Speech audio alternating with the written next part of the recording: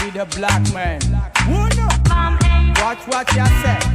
Bad man, you gonna be proud where you come from. Send him message across the nation. Tell you all the children of rising sun. See, I'm original Biafran. I'm original Biafran. Send my message across the nation. Tell you all the children of rising sun. See, I'm original Biafran. Yeah, I'm original Biafran. I want to tell my not chawago. Oh, Hamadi Kendi, go not potago. Apolosian, man, no medigo. Obodo nada yaka yaka delugo. Mwa jofi, man, no kuligo. Mwa na mo, no kuligo. Chukwo kikapia, man, pido gol. Nde sapotu asende Michigan. Ancestors ndi bona salugo. Ibiana north and west, oswe erosion. I'm original Biafran. I'm original Biafran. We're gonna be proud where you come from. Send him message across the nation. Tell you all the children of rising sun. See, I'm original Biafran. I'm original Biafran. Send my message across the nation. Tell you all the children of rising sun. See, I'm original Biafran. Yeah, I'm original Biafran.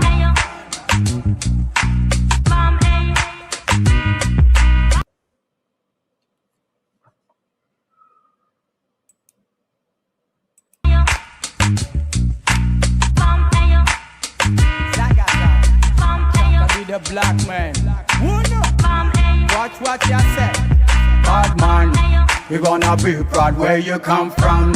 Send him message across the nation. Tell you all the children of rising sun. See, I'm original Biafran. I'm original Biafran. Send my message across the nation. Tell you all the children of rising sun. See, I'm original Biafran.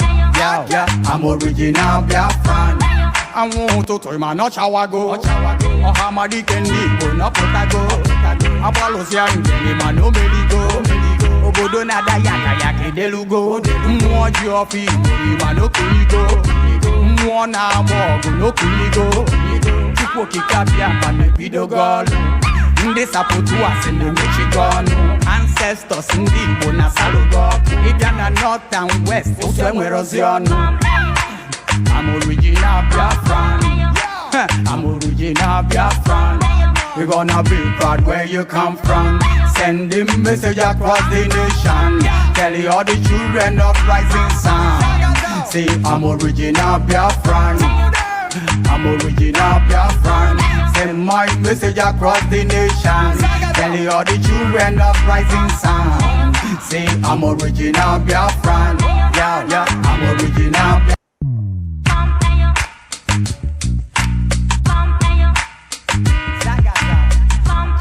The black man. Watch what you say. Bad man, you gonna be proud where you come from. Send him message across the nation. Tell you all the children of rising sun. See, I'm original Biafran. I'm original Biafran. Send my message across the nation. Tell you all the children of rising sun. See, I'm original Biafran. Yeah, I'm original Biafran. I want to tell my not chawago. Oh, Hamadi Kendi, go not potago. Apolosian, man, no medigo. Obodo nada yaka yaka delugo. Mwa jofi, man, no kuligo. Mwa na mo, no kuligo. Chukwo kikapia, man, pido gol. Nde sapotu asende Michigan. Ancestors ndi bona salugo. Ibiana north and west, oswe erosion. I'm original Biafran. I'm original Biafran. We're gonna be proud where you come from. Send him message across the nation. Tell you all the children of rising sun. See, I'm original Biafran. I'm original Biafran. Send my message across the nation. Tell you all the children of rising sun. See, I'm original Biafran. Yeah, I'm original Biafran.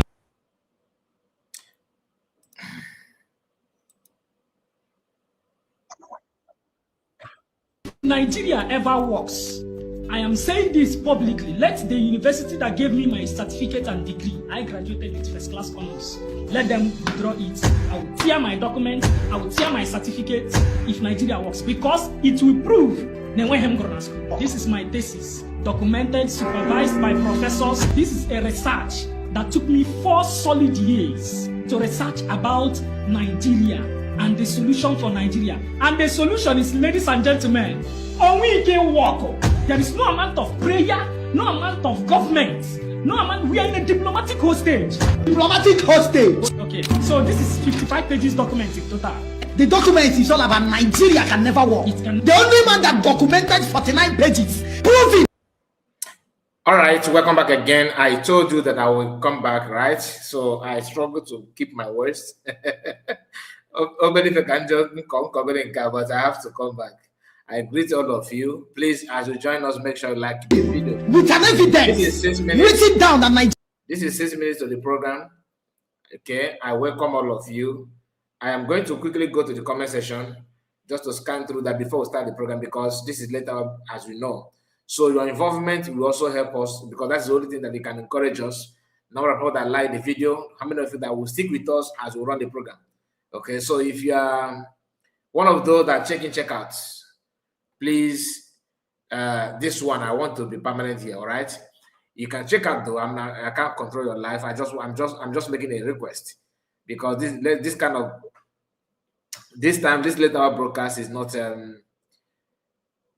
much encouraging, but we have to get something out there. You understand? Because to be honest with you, if you are to cover every information on social media, believe you me, I will be running like Sona Parawa. Like after this one, another laptop will be here, another computer will be very, very ready. Once I close this one, boom, another one will start.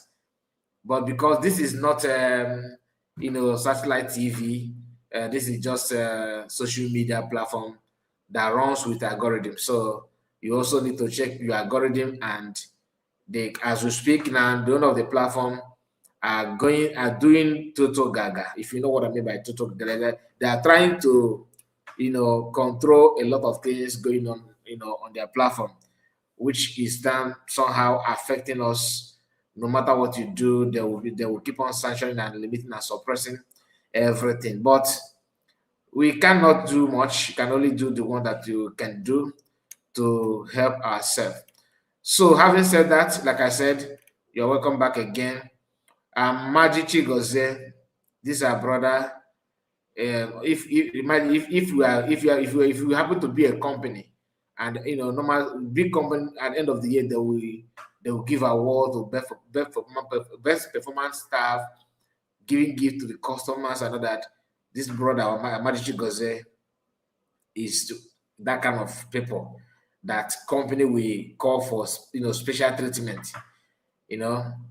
He's a very supportive guy when it comes to liking and joining us in every of our program. Thank you so much, Amaji, and also blessed, of course. Margaret, another person. Margaret is 1 in a million. The day Margaret started watching our program, we actually blessed, and I will just leave it there. Margaret is not like Amaji, who has been here with us for a very long time. But starting from the day Margaret started following us here, she has been a very, very, very good follower of our platform. And I'm very proud of her. Very, very, very proud of her. Thank you for joining us as well. And Okoye Roya. Okay, Roya. Sorry, not Okoye. Okay, Roya. I am first here. Good morning. No, you are not, my brother. You are not the first. You are actually you are third person. I'm actually Gozek, then Margaret. No, I'm actually Gozek, also blessed Margaret and you. Okay, but am I gonna maybe you did not check well. Peter said, Mazekai, good evening from here, from homeland. There was Peter Eze. Also blessed again, I greet you. And then Chidex. I think Chidex is new to us. Chidex, I believe. Or let me call you Chidi. Okay, but instead of I, you put, is it Chidi? It's supposed to I, but let me call you Chidex. Okay, good evening, Mazekai report. There we go. Okay, Roya. Kai, greeting from Grace. Now that name before you put Grace is not new to me. It's not. I'm not conversant with that. I'm not new to that. Okay. Oh, sorry. It's new to me. So it's new to me. The name is very, very new to me. Who is this person? Okay. We have Peter. Peter Frank. Peter Frank said, Uhuru Choma, one name Mado. Masakai report. There, my brother. And Peter again. Biafra. Margaret, I greet you. Okay, so because this later hour, I may not go through all the comments, all right, but I will share it on the screen. If I have time, the comments will be pumping up on the screen now. Hopefully, after we got, we set our payment done, because like I told you, the person that's supposed to subscribe for us is not around, and I don't know why. I have sent money already to him. I would have switched to another person, but the money is already in his account. So he forced me to. He's the one that helped me to set up the program, because we have exhausted our limit, but he actually helped me because he knows a lot about this kind of thing more than I do. So James Njoko, James said, "Good evening, Mazakai. Good evening to you." And Gozezenwa said, "Kai, one name, more grace and strength to your days. Greetings from here." Then Peter Eze said again, I am original Biafra and Akokwa Keba. Our mommy is in the building. Good evening, Mazakai. Good evening, all genuine Biafrans. The day this our mommy will give us her voice, we may declare public holiday. I'm just being real. We may declare public holiday for Biafrans. The day she will pick mic and just say hi, Biafrans, then we hear her voice. We may declare public holiday. She's very active and very, very supportive as well. But one thing she called haram is speaking to us. Mama, I know you understand what I'm talking about. Good evening from my location, Mazakai, and greetings to all. Greetings to your family. Remain blessed. Thank you so much. Yes, so I am original Biafran too. That's Margaret. Chike Chibo said, "Good evening, Mazakai. Good evening to you, my brother. I see you." And Christopher Chukwemeka. All right, we are done with the comment, isn't it? So two things we are going to go through here. One, the visitation of proud saboteurs to Ututu, and reaction to this master prophet and Lazuba. So we're going to go through. What did I say? As a guy, so funny you. Okay, it may say, but like I said, I will declare it. Even though I'm not prime minister, I'm not deputy prime minister, but I will declare public holidays. Or my the person who observe it. Just in honor of of your voice, that in honor of that gift of your voice. You know what I mean? Good evening, Mazekai report. I salute you from here. That is General Ditike Oyenkai. I see you. So let me quickly share this with you, because yesterday we played the voice of one of our brother that dropped voice note to our brother, okay, and he spoke very, very good about what happened in also in Ututu and all that. So please, even if you are busy, the video that I'm about to play now, I want you to remove everything that will distract you, because I may play it once. We may even pause it and talk, but I'm not gonna repeat it again. I will just play it once, then we move forward. Okay, are we good? All right, so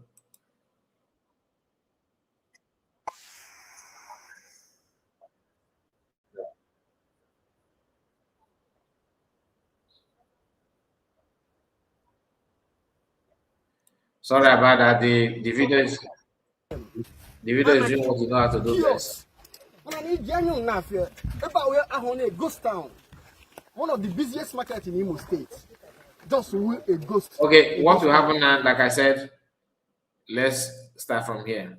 One thing about our people, some of our brothers and sisters, when we begin to react on a video like this, some people will say, "Oh, can't report. I am tired of watching these people. I'm tired of doing it. But they actually your problem. These guys, and they know. They know. And I will tell you why they know. They know that they are a problem for the people. People don't like them. They know. But they have vowed, just like, when somebody, if you are a Roman Catholic, you have made up your mind to be a priest. Then you possess the form and start, attending classes, or maybe register yourself as to seminary school. Begin to follow the order, obey the law that guide people that want to become Catholic priests. So why I'm giving you this example is just for you to understand that they have made up their mind to do whatever you see them doing today. They have made up their mind. That's why they move around with the army. The same on the army that we heard that they are the one that destroyed the Ututu. The same on the army. Okay. Listen. This is the famous Ututu market. Then Ututu Munnem, then if Biafra mere Ututu, this is what Biafra looks like. Yes. Our people now fear. You are seeing it with your eyes. This is what Biafra looks like. And they appear on social media, not total answer. But look at it. Desolation, mayhem, anarchy, chaos. This guy, the voice you heard that name the difference you quote to one them all the now this is my one what your name we causally give him. This guy is somebody of 1987. According to the guy according to the man who exposed what his father did. According to the man who exposed what Tobe's fathers did or grandfather did. Okay.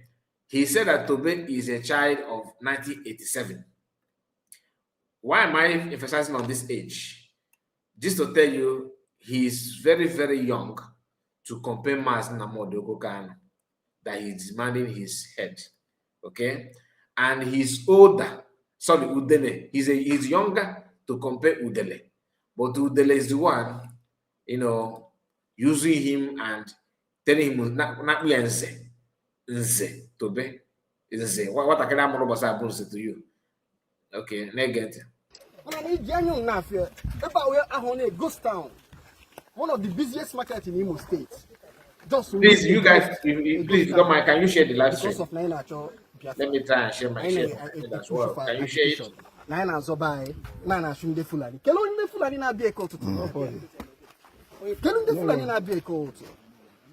I lay more why. It's quite unfortunate. Life and direct. Life and direct, kind of. They go to. Nenania, a benine, I can see so enough. One single soul. Oh, track me, you see, one idiot. I'm sorry to call the person an idiot, but the person is an idiot. But wait, this man never. This is another. Because all they come working doors, sir. Please, if you are from Osu, as na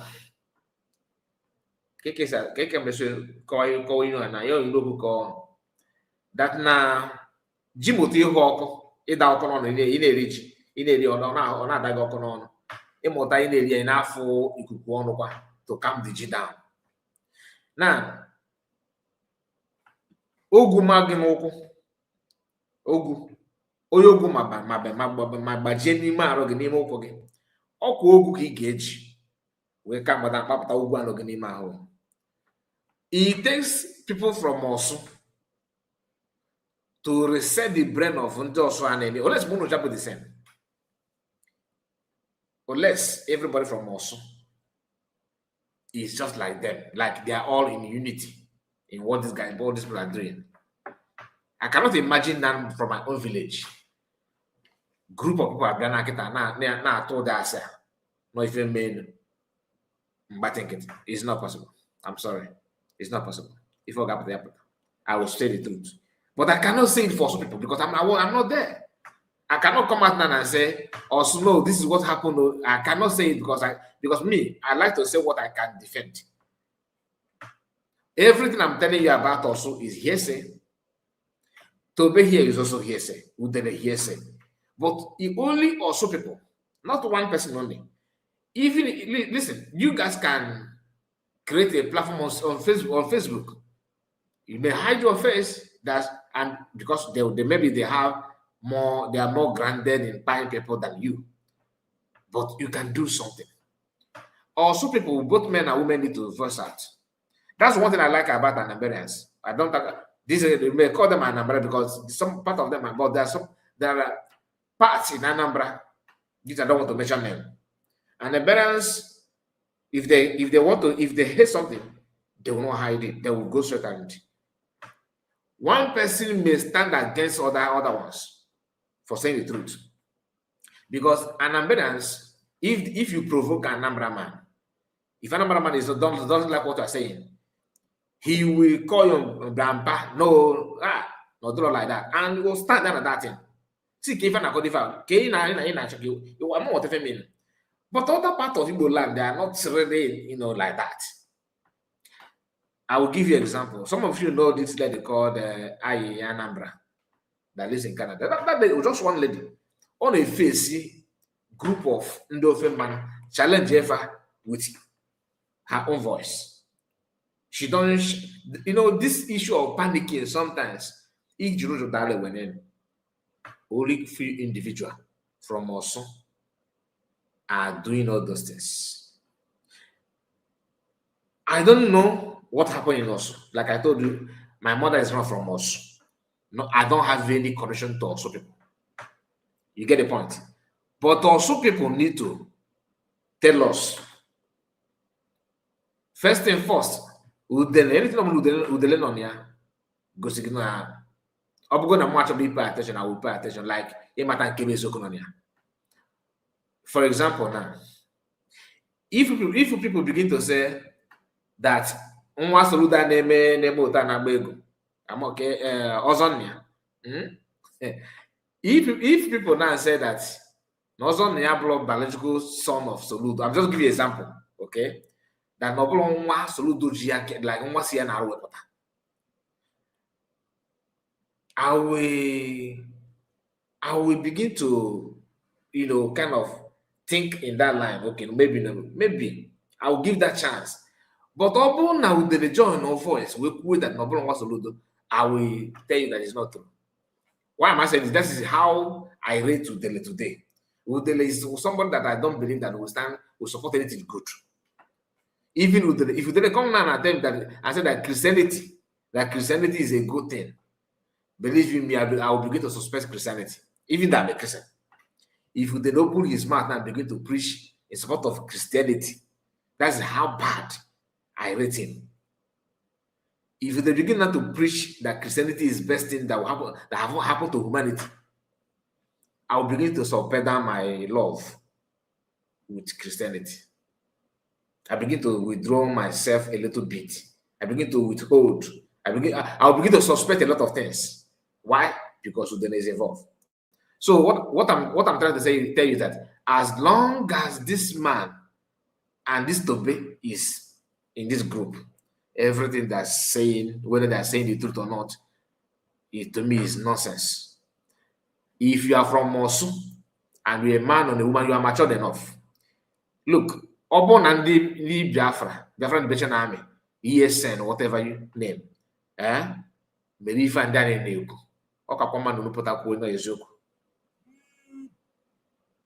will support where go die, not like that.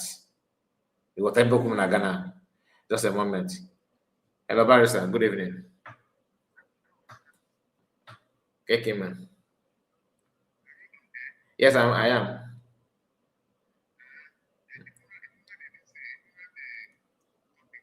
Yes, I have from your I'm a man announcement. I'll go tomorrow by 7 p.m. There was I will tell you. God bless you. God bless you. There was. Okay, that was Barrister. He just want to confirm if the program will still go tomorrow. Like I told you, please be here tomorrow. Barrister will join us in a program tomorrow. So we are going to stay together. Oluchiwa God, I greet you, sir. There were. Mazakai, greetings. I greet you and their friends. Well done. Thank you so much. Thank you. And let's Mark. Oyenkai. I see that's in Ebonyi Fine, another Oyenkai too. As Margaret said, that useless idiot must surely suffer for all this his action. He said. So that is what to me, this is my own opinion. The best people that will correct these lies should be also people. All right. If because as before job or blow menana. I am judging this based on what I have seen or what I will know that happened in other places. There's some communities in Anambra, in Enugu, in Ebonyi. I know some of the names that if I begin to tell you, like this kind of thing that happened in Osun, happened there. But the reason why Osun looks so different is because the indigenous people from Osun, they wanted to show stubbornness, isn't it? Or maybe act tough. And the whole thing backfired. And they're not working on how to use Mazan to compensate their idiocy. Also, people need to understand that in Lilu, similar thing happened. Though Lilu may not be far from us, because they are also these are boundaries that border, Anambra and Imo State. Your state or your town is not the only place that ESN or different division may have, hard camp. And the reason why they use those axes, this also is best known to them. But can we tell ourselves the truth? I'm judging this based on what happened in other places. Because the same Nigerian army, the same Nigerian Air Force did the same thing. Sometime in life, there's something that we come across and you ignore that, but you wouldn't know that kind of thing would be of use, or it would be very, very good in the nearest future. There's a video of Iken Guruago that I wish that I can have access to it today. Maybe I will go to his page and search for that video. There was a video of Iken Guruago bragging that a Nigerian Air Force that carried out airstrike to a residential house in Biafra land, in Igbo land. This guy was saying, yeah, he served them well, that you cannot just harbor criminals and expect government to fold hand. If you see something, you say something.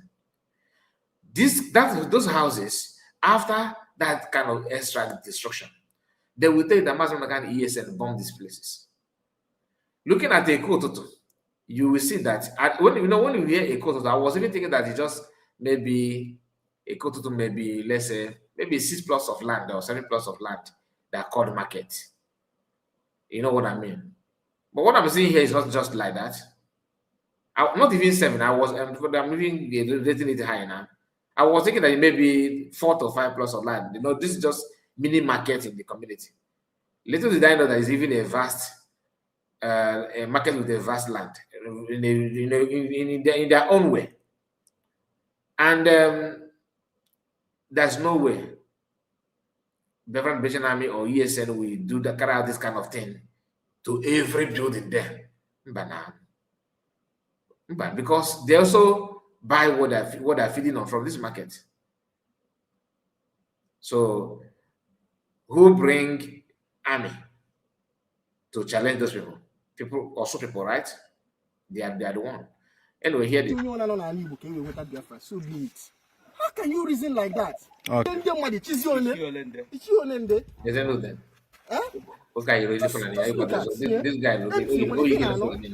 the only sound they are not here sound of Egbe. Yes. The only sound don't know now Egbe. Now, this is the propaganda of this guy. Chidiko Nawara na Udene once said that Nandami, the fact will go more tobo. Ebo which the video about Atamango, right? So Ebo which will go more tobo, according to you, each will go for within the Nigerian army. So they have run away. You entered Mother Valley, and you did this and did that. Okay. Since you have done those things, how come Tobe is hearing Uday Betata? What was in my family record of video feature for days before it may upload? before Abla. Because in their group, they always talk about how to meet, when to meet, and all that. And they are here with entourage, Nigerian army. Their armor tank and everything is here following them all. Now, here. Explosives, it's a shame. They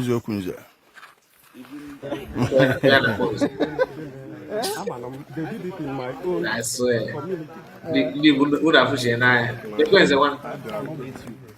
Just look at market stalls, opportunities. I go to buy and I go to buy. I know opportunities I created by ourselves. Or government to create all this market. Our own effort and ingenuity can the way develop all this market. Also, we're going to government on our work for creating the market. Now our own effort and ingenuity. So he don't want to talk about why government did not even create such a market, but he's now telling you that non the ESL maybe gas everything. Okay. I feel our stupidity and our hatred for government through a year. But with this guy, you looking different. I've been looking down man. Forget about his character. Look at Udena. In the Obanito village, in the Flanane bu zinc. Eji arụgharị ike ite ndị na-eme bọtụrụs tinka sometimes iweta ite gị fayara gị apọtị ọ bụ na itoro na village no go understand ndukwu ite eji esi akụ ite eji esi ede achịcha ewe nke na-apụ mmiri onda o yiri fa just kupu n'eziokwu once in your lifetime. This guy well, of course, we together now. Na village can they please. This what I'm saying is you don't understand. Imagine the Kumakfana, the anime botros, it's got a say pass on or kakashu, a yega wolico plastic, a very exchange, you know. And then I opportunity. And then open a camera goes to give a box, a boss, I have an cotton on it.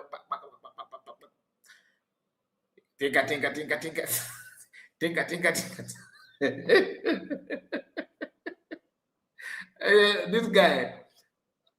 guy need to check.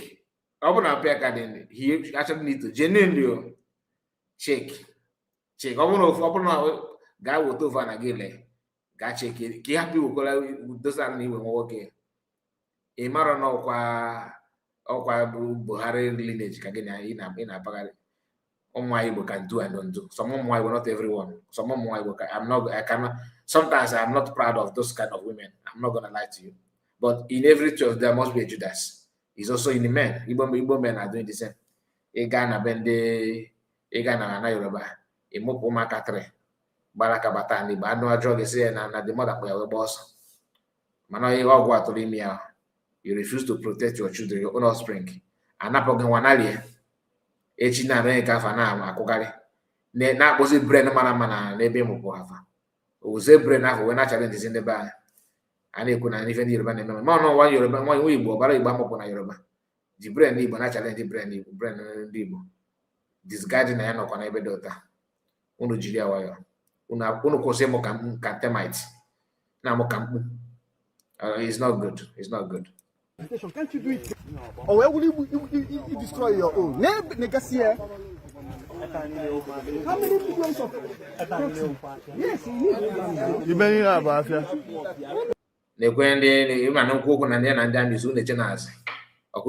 I hope my voice is coming out because I don't want to shout. You can see the man, right? He need to enough, my friend. I bet you then I was there last week. That I came there, you guys, they could go everyone. Oh, they're good. Yes.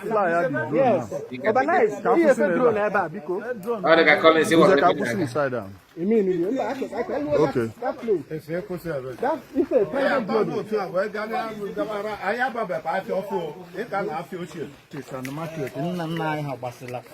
with their sweat. How big this market is. Look at how big the market is. Bush, Kebani never. Grading, grade. The third one, every year I grade pay or 2 hours. Grading, Kaka grade. So, HM fast, they the bomb and so, Kerika the Pila catcher will be grade, the bomb, baby, bomb. The man has Pulogu naturally gave Eboli and Namodegan. I say that na village tata na bomb can the boy bunde Marocco village befa. The Queban can they can ask a coconut na again how. A book at a pillar grade also, not an old job on bob. We'll go and keep on more. The buy only Jidaway. As I don't release here. Oh, yeah, now.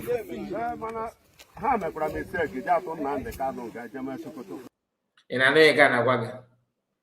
Now, and maybe madam, be pon say, see the reason and more the can. And can this man ought to go uniform. Since now, this man a video I want back on the. It's a lot of people doing you for. So this man, or no, they change work. I don't understand because the cop was uniform. Also, na family go mistake. We got gig master can jail in a sokoto. Fake dibia we say no question ke send that to caliphate. Make kwenti Kenya no Kenya no bomb. Why have to tie also? Ndị ọsọ bufu, ndị ọsọ aka ebufu ya.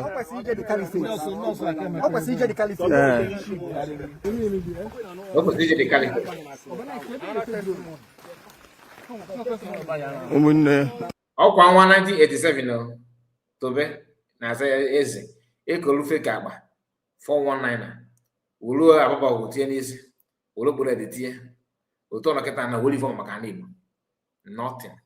Apart from all if I have the okay na ndị ọkara na village ọ dị nda ewolo ife tradition na nze tobego na no ọzọ lekwu ya ichi ife ọzọ ị ga na ezi agụ no ebe aka ewoje ebe aka ị ga-afọ ọzọ mmadụ tiche nọ ọzọ kịta na some part na ezi agụ before ndị ụmụaka apụta na ekwuru ịgba couple of years ago, I can remember recently. I lived with somebody from Eziago, Papia Bozo. The younger brother, the younger brother, Equalia Potatan, or Bata Ulonica, Bata Anambra State, or Gawebo State, or just within Enugu Africa, and on Abata, Okacha no Batoka village. Why? Because so I couldn't pay, but I'm pitching in there also. So this ancient tradition for those Kadimana Kaneme. Oh, when those na they leave over cassava bania or taraji. Second, cassava bo no Nindo Bram. In our Tiana, Nindo Bay.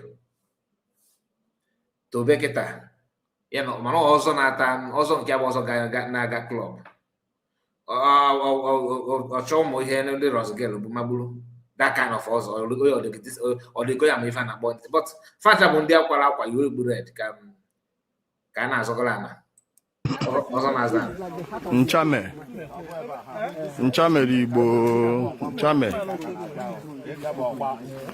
Oh, then Christopher. Eyi abuzo itenansa. Itenansa. Ihe klọta gara itenansa unubi. Ebe ke keri go no. Unubi na. Because that is abandoned. You see we pay lift or simenyi. Yes. Mali ya na agba okoro. O jigide ruo ebe enu. Ijele. Ebe ahụ esi ndị Biafra na machine. Yes. O ebe aka. Okay, ogologo ụzọ aka mere machine ahụ. Na machine ahụ mgbe ahụ. Na ma video machine ahụ. Bịa lee isi Obineri. That the first exit of this here. Let all be here. Ije no be here. Okay, I am going to take it back a little bit because all the Kafuna more than can prove it before. Itenansa. Ihe plọta gara itenansa unubi. Ebe nke kere zo no. Unu bi na. The quota is abandoned before. Eje se we pe easily to simenyi. Yes. Mali. Na ya na isi ebe a. Ị na-afụ moto ndị amị paakịrị ebe a. Oke na-afịa. Moto ndị amị paakị n'isi ebe a. Ịma n'oge nkuda na afa bụ amọ tank bịa. Asị gị asị na asị. Na n'ezie propaganda this people na-eme. Ịma fa na nwoke nobody lives here and everywhere is deserted, right? Na si kemgbe ya bịa na ọjọọ so sand bụ ka nọ. Ori fọ bụ na ya fụrụ ebe a na-eme ihe. Biko ọrụ mmadụ bi ebe a na. If you find a divert, follow to those side and cause. Ina you follow Nambido, the quite a motor park, maybe any mad view, never do here. You have compound in people na Lazuba. Or what can I get a stream, and I'm going to in the water in Madanos near Nabanos. And I fear. Manona did not go down there park and I will go sick. Nobody be about it. Got from a shop. If you take a shop, never was a high table. Near Eba. You got all the guy that might be about now. Might be about. Now, when you come down here, Nambido video. This is Before, ina if na fan aga fe bende made bigas. Lutoze na ekot to we meze camera on. The video na ekot to video. This is the famous Ututu market. Nenu Ututu umunnem nenu ife Biafra. The kerebo mundu de beacon. I so get use. Always so big obu this use man go akona. Oh, favorite. Why can't you video those ones? Those they go to video the video. Was a decision and and all that. Because I believe a community that enable army like this to take over places and all that. One thing they normally do is this. They will have internal when they go and they go in this community. The same gana parade over that when this known at this community for Ghana. Or the omen another place. I want to say that now. This kind of thing will go in other places. But in K also that is so unique because they show their muscle in a lot and the whole thing is went sour. And also some also this also community Bonde Potano na ekutozi ndị Biafra than other communities. Nigerian Army or Nigerian Air Force, what they did here, they have done it in different places. But if it is that those communities in fact made that Nadua found away a lot of backlash in our than Kafase when also. Because if I'm a family ever, and does not justify here. Justify. When I say those, I'm talking about them that hate the Biafran Liberation Army or Biafran ES or Biafran people. Fan justify here. Now, but no on their course of the no can no buy you if I'm carry men. Just like Nana, imagine Nana now what now somebody natural mad also. Okay, can we use a couple? We can aku ife. We are also Babata na begi. You know what are the point now? Babata na begi. We merebe izendu. Usina begi na agazi ahe na abata. Na eme pieces na abata. You what are gonna? Then the man who know the woman. We bata na begi. We jua ese. Omata no ye na lalo eba. Instead of it say ka ga-esi okporo ya wee pụọ or face uyi ya pụta ọmụyezu na ụlọ gafe ọkụ maka na uyi ya nọ na begi ọmụzụ ụlọ begi mụọ kọmpad gị ọkụ maka na uyi ya gbabata na begi ị ga-eblem ezi nwaanyị gbabata na begi ka ị ga-eblem zo nwoke mmiri ụlọ gị ọkụ kedu eblem dịara ịzawa ajụjụ a ọya na-ebute ndị nsogbu a na ị na-aghọta ndị Igbo na-asị that na ịma nlapụ ike yụrụ arụ ga na-eke isi ọkụ maka ndị ezigbote ndị Igbo ka na-ekwu Fake, you don't understand. This is what Biafra looks like. Yes. Our people now fear. You're seeing it with your eyes. This is what Biafra looks like. And you're on social media, not total answer. But look at it. Desolation, mayhem, anarchy, chaos. If you are in media, you understand even that here. Or the Kada dog get reputable na corridor, no get this and the might no half ton that moment gonna be fanatos step superstars na and not to step enough camera on camera rolling action in a water or a banner, and that's what they is good at. Cheap propaganda. And their group, they don't move alone. Fan forum. When I need genuine now, about where I want to ghost town, one of the busiest markets in Imo State. If I want to go stand, I can talk. We can just get the Ghana for a long time, video, camera down and everything. Even the motor, one of the ammo tank, they protect if I saw it. A Ghana Nilu Park can they check a farm gazelle side after. Fana government and Nilu now, they protected because these are. When you talk about Nigerian civil servants, then they are not civil servants. They protect them and they guide them and this some people supposed to protect them and shield them, right? Why are they calling army and order to protect them and shield them? Now, just a ghost town because of Nainacho Biafra. I push for agitation. Nine and Zobai, nine and Shunde Fulani. Kelon de Fulani na be equal to Kelon de Fulani na be equal. If you make equal to Tona, Fulani get him again, man, they have to use it to run that propaganda.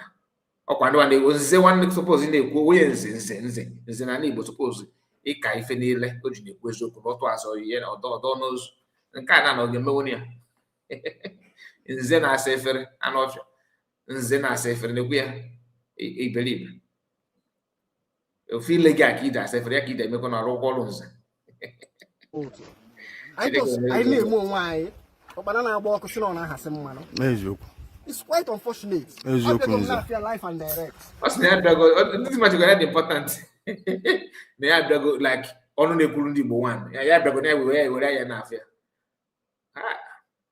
Oh, if I never talk about it, if I can hear you. The coincidence, the ejimo hela akọwalụ ụmụ Igbo niile ife na-emenụ na ndị Igbo tụmadụ na Nnewi. O nwere otu nwata nwoke amọnkoshaụ anya eji ọzọ ewere ụmụ ofeke jibe ọzọ ife niile si na ha tiri ọzọ na Nnewi. Nnake mma na bụ jiri ọzọ ezigbo ọzọ na Nnewi. Ndị ọzọ ugonu ndị na-eme arụ tụmadụ o nwere otu nwata nwoke nwebe osi igwe nke si na-ebo na-ejiri ọzọ mana mebiri mmụmụ ya nwata nwoke ebiri mmụmụ ya maka na-asị na ife na-esi na agbụrụ aga. Nwata nwoke a na-ekwu eze ikolo ka ọ na-aza afọ eze ikolo mmụọ. Owebe na nwata nwoke a na nna ya ochie bụ Mmụọjiekwu onye ụmụ di m na Ojukwu binyere ego. Ojukwu Ikemba Nnewi bunyere ego ka o welu degotarịa ngwa ọgụ. Ya bụ Mmụọjiekwu wee were ego ụmụ Biafra wee jee na-egoro ụgbọ mmiri n'obodo oyibo. Ya ka emechakwarụ nwa di a na ya a na-akpọ eze ikolo si na ejiri ọzọ wee bidokwa ebe ahụ nna ya ochie kwesịrị wee bidokwa ife ahụ Mmụọjiekwu mmelụ. Anyị were asị igwe Nnewi ọgụnụ kpatarụ o ji abụ afọ ofeke echibe ya ọzọ. Afọ ofeke echibe ya ọzọ. Nwata nwoke a na-akpọ eze ikolo akama ogheri ka ọ bụ Akamogheri ebe ọ na-ekwu okwu gbasara Nnamdi Kanu ebe ọ na-ekwu okwu Nnamdi Kanu na Nnamdi Kanu kwesịrị ka agbụpụta ka atụọ ya nga 100 and something years na n'ezie ife Akamogheri ofeke ya nwata nwoke nwebe osi igwe ofeke ka ọ bụ otu ihe ọzọ onye arụrụ ana ka ọ bụ ife ọ na-eme arụ ka ọ na-eme na Nnewi wee na-ebute Nnewi afọ ọjọọ ebere m onye na nna ya ochie ewu mmụọ ji ekwu onye ọna-ewu onye Igbo ma onye na-akpọ mmụọ ji ekwu ahụ bụ nke ahụ Ojukwu Ikemba Nnewi bunyere ego ka o je gotarịa ngwa ọgụ ka e weluru ụzọ ụmụ Igbo obere ego ha na obodo ewejeri ya ọnwa dị ya na ka ọ bụ so ife si na agbụrụ aga mana ana m asị nya nwata nwoke a na-akpọ Ezikolo ya nto ife onye mere onwe ya kporo ọhọ kịta ka a na-eme udebe ahụ ụwa saga anya Nnamdi Kanu a onweghị onye dụka ya n'ala Igbo o nweghị ụlọ nwa mụ na 1987 nwa nke ụnyaahụ na-enweghị ife ọchị na-enweghị ife ọma o wesi na Nnamdi Kanu siri egono ụmụ Igbo ọ na-afenarị ife aha akụ ebe ọ na-adụ nna ya ochie bụ mmụọ ji ekwu ka ebinyere ego na ka Ojukwu bile ego ka o je gota ngwa ọgụ o wee obere ego ha na ụrụ obodo iwo gbarawala banko n'okporo ụgbọ mmiri nwa dị ya na-eko ichekwa bidokwa ebe ahụ nna ya ochie kwụsịrị asị m ife ọnụ onye metalụ ya bụ isi ekwuelu onye Igbo ọbụla siri na Nnamdi Kanu siri ya onye ahụ bogonu egori ego onwe onye ya dụka Nnamdi Kanu na Igbo onwe onye ya dụka Nnamdi Kanu na Igbo maka nke a ọfọ ndị aka na-egede na-agọrọ Nnamdi Kanu bụ ọfọ ogologo ndụ na ife ahụ bụ n'obi ya n'afa Chukwu okike abịama na ọya emenata na ife anyị na-ekwu ga ndị Nnewi ndị asị na ha chiri ọzọ ọha ọzọ ka unu chiri nnake mma nna bụ ka e nwere na Nnewi chiri ọzọ ndị sara ile ofeke a na-ejiwe ofeke ọzọ ebere m ọmụmụ Nnewi na ebe ọwụwe na igwe Nnewi ama ama dịka onye na-ekwu eziokwu onye kwesịrị ka atụkwasị obi ana Nnewi niile tụkwasịrị obi na igwe ahụ n'igwe ọha ka ọ bụ ana igwe mmemme doo ndị asị na ha na-eji ọzọ ke Nnewi anya ndị ọzọ ifere na-eme ụnụ ka ahụ ha ifere tụrụ ife irichi ọzọ na Nnewi onye kwesịrị ka onowu ndị ọzọ kpọpụta ya pịa ya ịtarị onye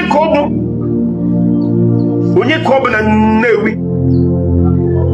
mbụ ya bụ Ezikolo odo n'ọbụbụ ụfọdụ ndị isi obi kwadoro ya mana ịhụ ndị Igbo akwadoghị nkwutọ ọ na-ekwupụtọ Nnamdi Kanu ife okwutere ya n'isi ya amụọ na ofeke ya bịa ọzọ ya dụkwa ọzọ na Nnewi ya gazikwa elu wesị ka Chukwu oke abịama onye ọbụla nụrụ onunume a ya tosaa ya na nna ya ochie ụmụ ji ekwu na onye lelu ụmụ Biafra na nwa dị a na ya na-agbọ Ezikolo nwa bosi igwe. So that was somebody that this man have had enough about his stupidity. And I don't know, Nnewi people, who prefer the Kuskola if they are Yankee Bazo. Because Imam Madab, Nnewi, Ruby Nade, Nnewi, Ikengu Rago, Nnewi, Tobenka, Nnewi, if I don't know, then go no Nnewi, then go no Nnewi also. Organic name is Nnewi in Capricorn. Kefen National Nnewi. Okay, let's hear this. Well done. We're getting an equal Emmanuel from Olimo State. Because we send the voice note or Basra he post through in front of your page. Ebe one man, somebody in a book or whatever. Ni honi kubasa maka uyendu mazi nandikano. Obu ni ibuye.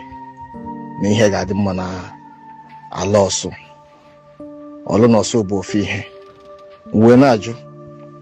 Owu nandikano. Butere problem no so. Owu nandikano butere problem na ala Igbo. Obuka governor of Imo State and the military known as Ebubago.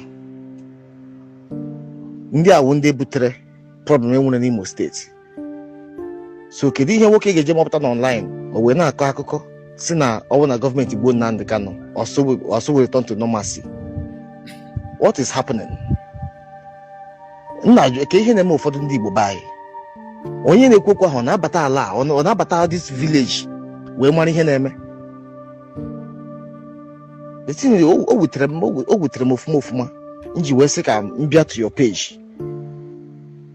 So ife m na-achọ ịkọwara gị bụ maka mgbe ụfọdụ ihe ewu akaworo egeruo ụmụ a na-anọ elu atọ ntị ala enwe ndị nọ si n'obodo enwe ndị nọ na village ajụgasị ha ajụjụ ha sị ha na-ajụ ha edube jụọ ya dịka m before because anọ m n'ụlọ Ututu market ọwụ Nnamdi Kanu mebisiri ya ọ si ite ụkwa amaruru ka ihe a na-akpọ ha itenansa ọwụ Nnamdi Kanu mebisiri ya ọkwa bụ Ebubago they are militant onye a na-akpọ ha ndị agha sara ịdọkọ ụbọchị kputere ndị ewere tụtụrụ obodo anyị awa ala Igbo wee mebisie ọkachasị n'ala ọlụ na ala ọsụ atụtụrụ youth Igbo enwede innocent person ataghị ya ESN onye nwetara ataghị ya IPOB ụlọ niile agbara ọkụ n'ala enwere Nnamdi Kanu bịa bụ ụlọ ọkụ ọkwa so the thing ya bụ ihe o wutere m sị ka m wee jiri aka m wee kọruo ihe na-eme n'obodo anyị a ESN a na-ekwu okwu ya ha si butere problem ESN na mmụọ na ha ncha niile nwere idea otu ihe niile si wee bido mewe n'obodo a ekretia ESN iji wee protect ala Igbo niile. These people they loved by the people. Onye ọbụla hụrụ ha n'anya oge ha bidoro enwe oivi na onwe ha gbara egbe ha na-agụrụ onwe ha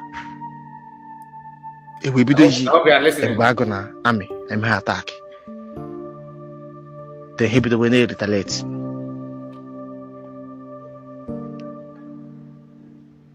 Oruzie na ka enwe nkọsịsị youth onye anwụrụ asọbụ ESN onye ha nwụrụ asọbụ ESN even mụnwa na-ekwu okwu na-agba this voice note ọ Chineke nabatara m n'aka ha if not by intervention of God oge ha duru tag m na ụmụ onye ESN onye IPOB ọwa mbụ site na amara Chineke ka m ji wee si n'aka ha wee pụta. So they should stop all these things, all this propaganda. Mmadụ dị ndụ onye Igbo onye si okpukpọrọ nwunye onye Igbo emepe ọnụ na telivishọn akọ na ọ bụ Nnamdi Kanu Igbo ihe adị mma ya bụ ihe gbara m anya mmiri nna ajụsa Igbo enwezikwere mmadụ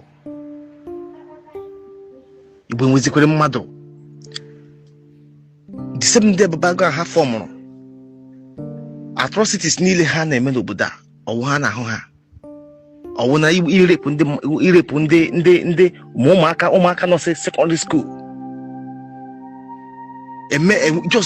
emezi all kind of illegal business because of na ha bụ egbe eme ndị mmadụ intimidate.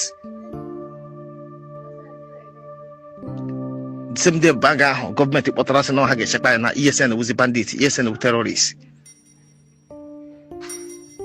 elihe oji wee bịa abịa n'ọlụ n'ọsụ then afọ ESN onye ọbụla ndị glas enweghị agba ọsọ mana immediately afọ amị maọbụ afọ ebube agụ onye ọbụla bido gba ọsọ ndị ya ọkwa na ọtị nnekwu ebe ndị ebu ndị ESN ekretiri iji wee protect ya awa land ahụ anya dị comfortable enweghị na-agba ọsọ then ahụzi amị agbawa ọsọ ahụ ebube agụ agbawa ọsọ bịọsị ịdara agba ọsọ enwude gị ịgbakwa agba achụwa gị nwudekwe gị a lot of things happen and ihe were go ashị propaganda lies were na-anasịsị some people akọnuche ha anasị ndị mmadụ brain na-ebere watchizi people apụtasị n'ọwụ ESN mebiri ahịa eke ụtụtụ nke a ndị amị gbarịrị eji fata jet bọmbụ everyday a na-agba bọmbụ n'ọsụ a na-agba fata everyday aje tọwa ibe kampụ ESN ọwụ na the bọmbụ adị agba apụta igbopụ place tụtụrụ m ụlọ ndị mmadụ gbarisie then after ha bịa bukọsọ ihe niile enwesị n'ọnwụ ndị ESN mere ya these people did nothing wrong. They did nothing wrong. Enwe ahịa nọ n'obodo ha gbariri ihe niile wụ ndị ebube agụ ọha mechara ihe niile apụta enweta special innocent youth eke nkechie ha anya enwee little bargain agba ha lekwa ihe nnu ga-ekwu na interview then achịpụtazi ihe bido kọwa nke asị gị na ọwụ onye ESN ajọ nke mmadụ ole ka o gbugoro kwuo ajọ nke operation ole ka o jegoro akọ ihe niile wụ lies. Typical lies. Then enwude onye ohi asị ya lekwa ihe ị ga-ekwu enwude onye kidnapper agwa lekwa ihe ị ga-ekwu ihe niile ahụ ka ahụ na a blackmail that name ESN ihe ọbụla ruo n'ihe aka ndị Igbo ọ dị iche ọkwa ndị Yoruba kwa ha nwere their own security guard forest guard nke ha ọ pụta okwu ihe ruo ha n'aka Igbo ọ dị iche without ESN n'obodo anyị Olu and Osu ekwesịghị even Mokigbe a lot of places enwezi everywhere akwapugo because Fulani is ready to conquer today and tomorrow mana ọwụ because of these guys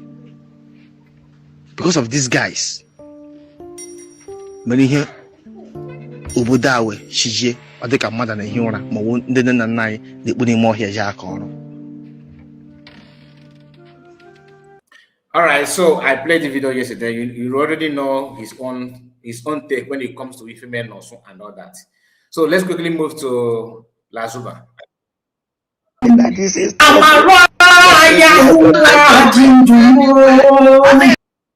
Because I don't want to skip this one. Even I have two videos, but let's see if you can finish one.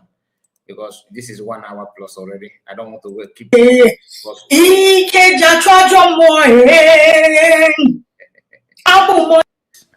Religion. I know this for that one. Ndị Igbo ekelekwa m no ụbọchị taa 22nd of July 2026. As I'm not going to hear that deal with this thing. For 2.5 years, Adadio Ramma Narotomaka. Ariana me a couple of times. See a hapomaka. Kanjin Domine. Oh, John. Mario Koyasia Biko. What a video Mune may hear bleacher ime. Ne may analyze. Ne GM with the ego. Content. With the ego. Msquare, what a bottle. Eticulemo. And that Maraculam. Makakaja Makaja. Master Prophet. Yeah.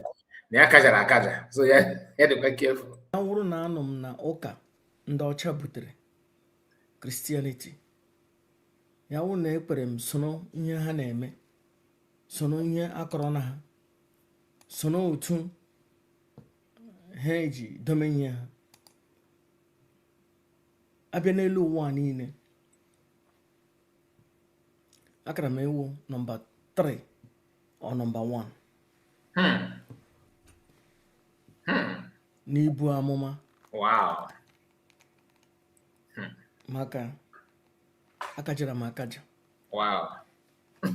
You have to understand, ibu amụma si na ọnatarachi mgbe ị pụtara n'elu ụwa ihe iji bịa. It has nothing to do with ekpukpere Frank Okoye. Ndewo.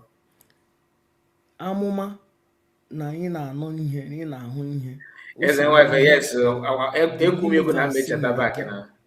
I said it that time that I will come back. I don't want me one hour by myself. Onyinye enyere gị maka tupu gị apụta n'elu ụwa. Onye ọcha nwere ike ibu amụma, onye ojii nwere ike ibu amụma, onye oshi nwere ike ịdị na-ebu amụma, onye ama nwere ike ịdị na-ebu amụma, onye ekpukpere ndị na-akpụ isi n'ala ga na-ebu amụma, onye ekpukpere ndị Buddhist ga na-ebu amụma, onye ekpukpere ndị ọcha butere ga na-ebu amụma. It has nothing to do with ekpukpere ahụ ị na-ekpe. Onye akara aka iji enyere gị iji bata na this planet Earth. It has nothing to do with ihe ndị mmadụ na-akọwashiri n'isi. Because I have transcended the mind, I have seen the behind of the Pawantapa. Ma hụ na ihe ndị niile, ihe ndị enwe ihe na ya na akụkọ bullshit. Ekelere m Chukwu, mmụọ nọ n'ala Igbo anyị. Ekelere m ya na o mere m ma amata ya. Ụbọchị taa aga m aga straight gosila anya chi ejiene. Ile anya aga eje ọrụ tomorrow, so I'm gonna spend too much time. Approximately 20 or 30 minutes I'll be done. Because share this video. Achọm ka uru ada dị ọra mma. Ọwụ ada dị ọra mma. Yoso ma ihe ọ na-eme. Even if I get my brother. Uru ndị na-ege ntị. Nwaanyị ewere ndị mmadụ kụkọta ha isi ha. Nwaanyị ewere ndị mmadụ duhie ha ụzọ. Dufuo ha ụzọ. Dujie ha ụzọ. We need to liberate our people. This message today is okwu a na-ekwu na Igbo asị gị that na agwọ jụrụ m ọdụ dị ya ga-aga ịta onye ọzọ. Ọ ya ka ife Lazuba na-eme nke ikpeazụ. You may think that Lazuba have dealt with you or have provoked you. Oh, check if you forget onye ọzọ. She can never ever stop. The only person na-ekwuru n'okwu Biafra bụ na Ọfọ Okeke problem. Ọgakwa Okafọ problem. Uchada ka ya na Okeke mezie problem. Okonkwo asị ka ife na-emesa adị n'ebe ọ pụta ya Lazuba chụrụ ya gwazie Okafọ na Okonkwo na Okeke bụ problem. That is mezie uwe ya na Master Prophet na-agba. Message of liberation. A ga-akpọpụta ụmụnne anyị from ọgwụ adadọra mma. Besoma ihe ọ na-eme. Ka efulefu na-edu efulefu. Onye ara na-edu onye ara. Onye isi na-edu onye isi na-arị mma. One eye man wụ a king n'obodo ya. Ofu onye mpi wụ eze. And a ga-akọwara na our people ka ha mara na adadọra mma. Finally, I'm bold to say ishari yamma. Ọ na-anụ njenje ihe, but njenje ihe ha wụ na o nwere mmụọ ezigbo mmụọ na-agba ya okwu. Ọ na ishari yamma. Can you hear the first voice recording? Ekelene m nwaanyị ezigbote nwaanyị kara aka kajiri akaja bi Germany.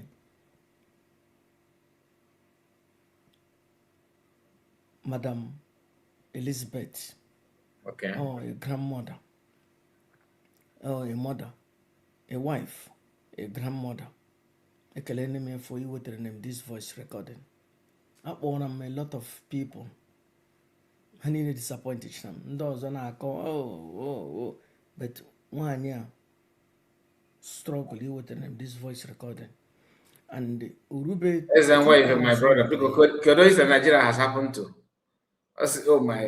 Oh my God, Nigeria has happened to him. Who is the person? I'm no one him on a plane now crash today. Enugu plane crash in Abini this evening. I think this evening or this afternoon. I saw that before starting up this program. If it's actually trending on social media as we speak. Enugu airplane crashed in Benin City, in Benin Airport, something like that. So, and everybody with a different opinion about it. I hope that you did not, you don't have anybody there, please. Surely as Chuku leave it, that I will use it.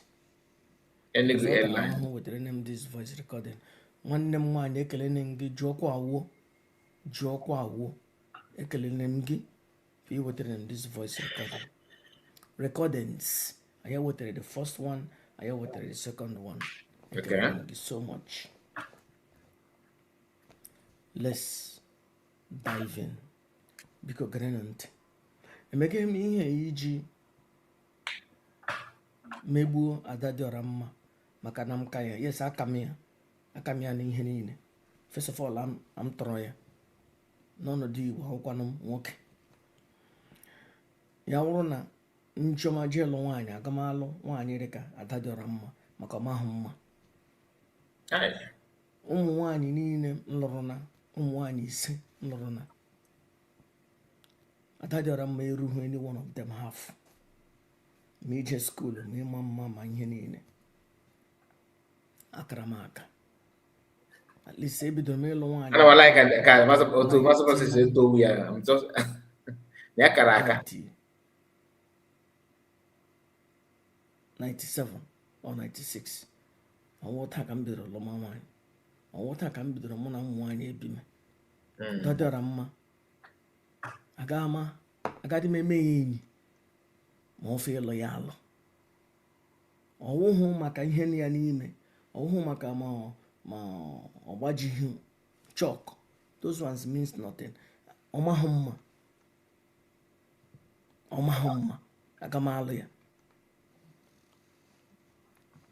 Ye filie na m emere insult ya dị ihe ọ chọrọ ye buru ibia. I the working one akara m aka ya chọọ ya efere bịa taa m arụ. Aga m egide n'ụlọ m daga chi hụ otu ọbụla o ji bịa aga m egide. Ndị kara aka chụrụ igbu Nnamdi Kanu atara ya na m hefelụchara. Ndị ụfọ akụ ha stroke.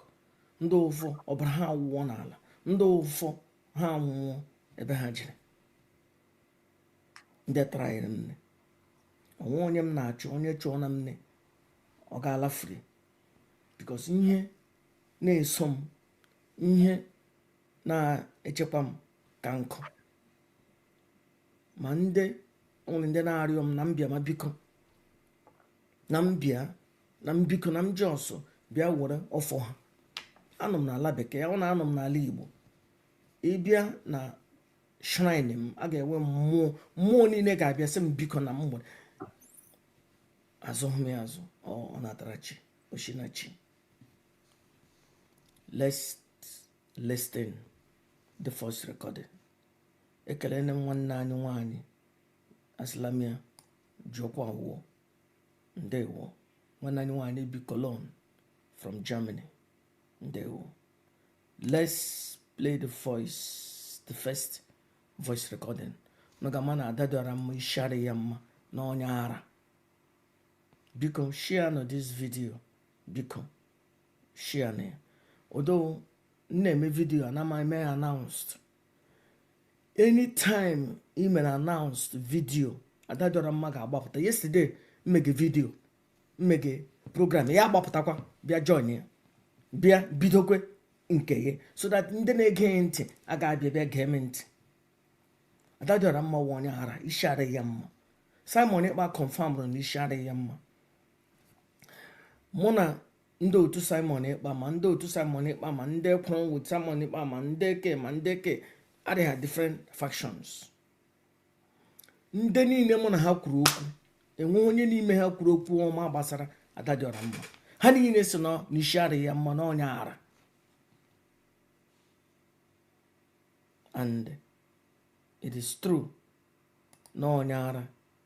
Indeed, you can't beat that. Let's dive in. Let's listen in.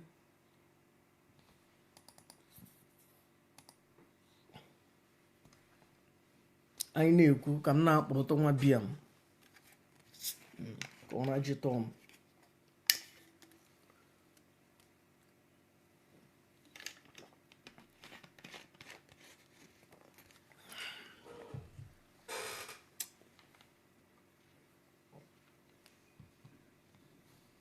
Oh, let me change the voice. Excuse me. Where is number one? Number one, where the hell are you? Okay. Okay, when is there my condition? Everyone I'm magazine was no one is miss number. It's Namuma will away. Once. And the money in evil, Benjamin the was money in evil, but one evil, Mamma, this mess in Nona. One evil, Amuma isn't nine mamma, and anyway, and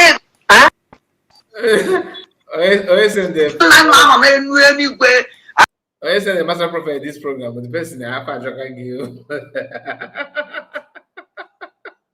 Now, one year, Yahweh, I'm a baby carrying a kitten. When is there my condition? Everyone I'm Maganina was no one is so good, Diano. It's Namuma will away great woman, the whole world, what either Yamoma can not, there are Kumakanese, Kumanas promo. And I'm a young no catching, no catching, no if you follow. Okay, when is there my condition? Everyone I'm Maganina was no one is so miss number. It's Namuma will away.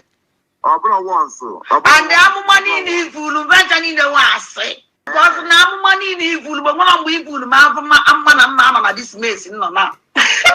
One evil, Amma isn't nine mamma, and anyway, and nine mamma, and anyway, and now we are 1 year Yahweh. I'm a baby carrying a kitten. Isn't I go, Lazuba. When is there my condition? Everyone I'm Maganina was no one is so good, Diano. It's Namuma will away great woman, the whole world, what either Yamoma can not, there are Kumakanese, Kumanas promo. And I'm a young no catching, no catching, no if you follow.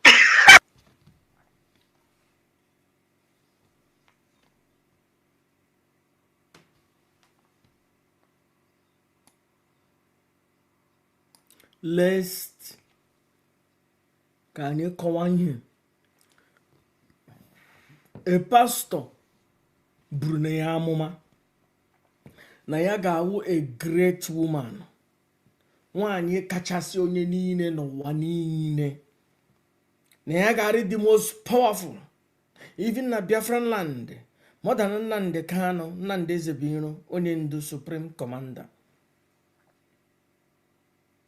Even na otu ọnụ n'ime ya n'autopilot na ya ga-akakwa onye niile krakwa Simon Ekpa. Mana eziokwu ifọchọ. Even na abịa na amụma na ya ga-akarị their working the one. Master Prophet buru amụma Donald Trump n'ụwa niile. Buo ya 11 years ahead of time. Ya abịa na mmezu. Buokwe the second Trump. Ya abịa na mmezu. I am the only one in this planet Earth, Brienne, 11 years ahead of time. So one pastor buru na ya amụma gwa ada dị ọra mma na ya ga-awụ the most powerful woman n'ụwa niile ga na-anụ olu ihe ada dị ọra mma. Ihe wa amụma eburu na ada dị ọra mma na ya ga-awụ the most powerful n'ụwa niile. Ndị Igbo ala efuone, ala efuone. So ọwụhụ na mmụọ nọ n'ala Igbo gbara ada dị ọra mma okwu na ya wa ada ndị mbụ na ndị egede n'ọnwa pastọ buru na ya amụma na ya ga-awụ the most powerful onye na oji atụ the awakened one aka. Mmụọ 2 weeks ago, mmụọ kachasị mmụọ n'ala Igbo bịara gba m okwu hụ m ebe ha chọrọ igbu m. Ofu onye iro Nnamdi Kanu ebe ha kpọrọ m ka ha gbuo m, mmụọ ha pụtasị ya chai nọ maka onye nọ na asọmọnụ na this place na onye awụ the awakened one. Amaka Fakoda Mebilite nsị na that idiot anwa m that ya nwa m next time aga m akụ ya stroke onye ga-ebilite from his life again.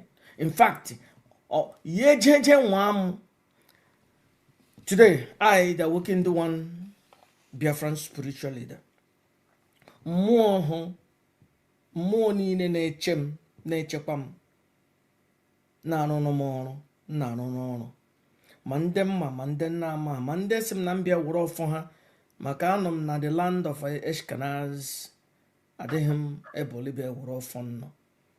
Asị m biko gbaghara na m ebe ọbụla akpọrọ aha m ka ha kpafuo ọbara m. Asị m nọ biko nọ gwakwanụ m bọtụ chekwakwanụ m ka onye ahụ ya lama ya larukwule ma ndị dị n'ene ma ndị ha onye dị na ha ne ha lawa ha larukwule.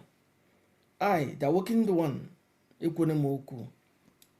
Mmụọ nọ n'ala nna m nọ n'ụkwụ olu m jie ha oji na the awakened one ekwu n'okwu. Onye ahụ na-achọgharị Nnamdi Ezebiro Nnamdi Kanu ha na-achọ ịkpafu ọbara m ha eje ha ọzọ ha lọtakwala ekwune m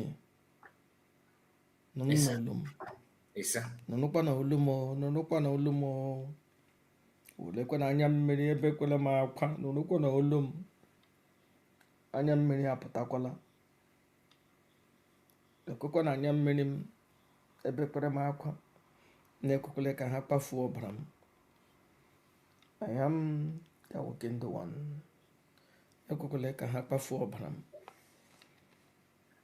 Ha abịakwa ha alakwala. Ihe ndị ha dine ha je onye dine ha ne ya etetekwele ya ejeme ya larukwele ka ọbara ya fee n'ala ka nkịta racha ọbara ya. I am the awakened one. Ekelekwere m mmụọ bịara gwa m I think approximately 3 weeks ago. Ekelene m gị maka ikpe hụ ka ha kpafuo ọbara m. Isikwa na awụ m the awakened one. Ha bịa ọzọ ha alakwala ha larukwule. Onwekwa onye m chegara na ihe ọjọọ onwe onye m buru na ihe ọjọọ but onye jege ka ọ kpafuo ọbara m ya larukwule. Enyere m no this authority act ya na on my behalf ma nwoke ma nwaanyị chọrọ ịkpafu ọbara m ya lakwala. Ise ebekwara m akwa nna hụkwara anya mmiri m.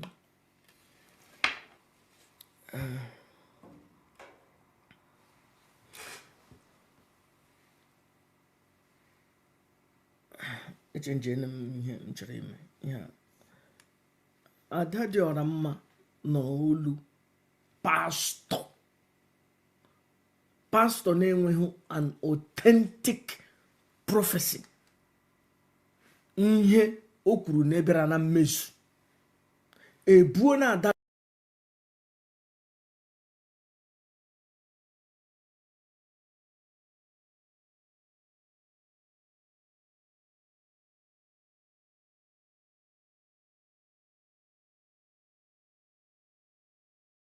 dị ọra mma na ya ga-aka Nnamdi Kanu, na ya ga-aka onye ọbụla nọ n'ala Igbo, na ya ga-aka onye ọbụla nọ n'ụwa niile ga na-anụ olu ihe agba ụda dị ọra mma ihe aba ya n'isi. Ada dịra mma site na mmụọ na-agba ya okwu jikwe na ndị Igbo grekwe na ọwụkwa m kwuru ihe ọ sị na mmụọ na-atakịrị na ya ihe na mmụọ na-atakịrị na ya ihe na-eme mmụọ na-akpa ya na-atakịrịlala ya ihe Chileke ala efuone ihe were na this struggle Biafra nwere onwe wu some of them wu ndị mkpe na-arị mma ndị isi na-arị mma ha pụta ha na-ekwu na hey na onye ejikwagwa ha na mmụọ ka ejikwagwa ha.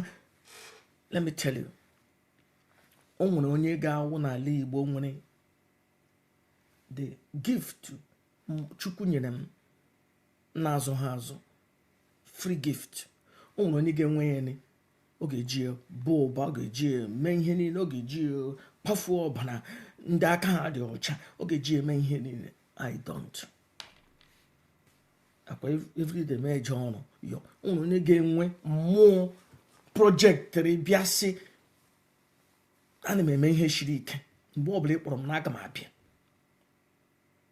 gba m aha ya na-anụbe mbụ even bịa ọzọ gbakọ m aha ọzọ a na-akpọ ya thousands of years ma confirm onye anụbe m ya mbụ n'ụwa m. Chineke ya kwa na anụ na m aha mmụọ ha bịa gba m okwu wepụkwa ndụ m anụbe m aha mmụọ ha mbụ ya bịara projekti ya bịa to the awakened one bịa gba m okwu gba m aha ya sị m na m bịa were ọfọ ya na m bịa were ọfọ ya ma eje were akara m aka onye ọbụla traịrị m nyawu ifuone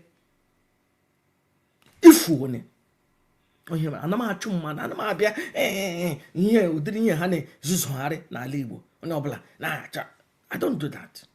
Anọ na m onwe m but gị nwa m ifuone onye mere m ji na-make sure na aga m na-edo m aka m ọcha. Achọghị m ime at the end of the day, at the end of nọ n'elu ụwa, that I will not come to the state of the awakened one. Final. Because we are not going to play everything, right? Let me just send the link. I will just drop my link. If anybody want to comment anything, like Ocean Master that wanted to say something before that I cut off, you can now complete your statement. But I would prefer those that watch the video thoroughly. If you watch this video, this live stream, this very live stream, if you watch it, please, and you have something to say, you can join me, because this is 1 hour 28 minutes. I want to round up at least 2 hours. You understand? So the link is out. While we are listening to Master Prophet, I'll be waiting for people that want to comment before we can unwind down. Now, awaken the one. No, in the states of oneness with the divine. Now, what I hear, you look this useless woman, Ututu cancer. I'm strong. There was my brother. Consciousness. She doesn't know what consciousness means, or what it takes to expand their consciousness, that you come to the states of oneness with the divine. That is jot am I. We will be no program. Actually, you were a radio Biafra. We were originally creating group case. So, na-akọ bullshit. Nye undo Utu adadi ọramma. Because adadi ọramma na-epromote zi Uchechi Maazị Uchechi Kansa. Chineke ga-akpọ ya na ya ọkụ. Ha chọrọ ha ịkwada Nnamdi Kanu. Ha chọrọ ha ịkwada Nnamdi Ezebiro. Mma Nnamdi Kanu gbara m sị m dede We stop at 28, right? So, Ocean, let me hear from you. Mute your mic.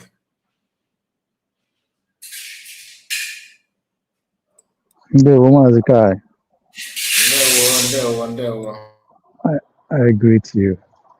Nah, I'm out in there and actually has safe. And then it's quite equal. And actually, I done that couple of hours. The live program. Okay, yeah. Okay. Yeah, I'm joining from in mana. Good.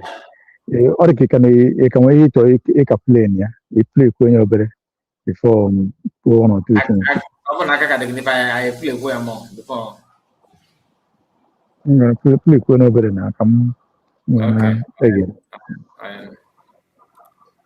aga m akwụrụ with them daga maazị Nnamdị Kanu apụta ma mana otu ọ ga-eji eme ihe ya eme ihe na-arị m mma ma cut away from him enwere ọnwụrụ onye ọzọ m ga-asọpọtụ ma sọpọtụ onye ahụ power ime anything but as long as aga m ahapụ ya apụtagodo ma mana ebe nkwa aga m agba mmọnwa na-akwa aka aga m echuzu onye m ga-asọpọtụ ọwụhụ by force na aga m asọpọtụ Ernest, I see you. I greet you, Ernest. m na-achọwo agụọ m asọpọtụ ya all my rights. He doesn't, Mazi Nnamdị Kanu doesn't have me in the bag. All my decision. Let's listen to Adadi Oramma again. Mazi Nnamdị Kanu doesn't have me in the bag. He doesn't have me in the bag. Oh, my choice is supporting. Number one, because of Ogonwan. Number two, because of Kanu Work and one in Divine Mother. But still, I can choose not to support him. Support Onyozo. And I thank God and when I'm the power to protect myself. Let's listen to Adadaramma again. Okay, when is there my condition? Everyone I'm Magunina was no one is Miss Number. It's Namuma will away. Once. And the money in his food, venturing in the was. Money in his food, but one we food, Mamma, this mess in Mama. One we food, Mamma, isn't that Mamma, really way. And then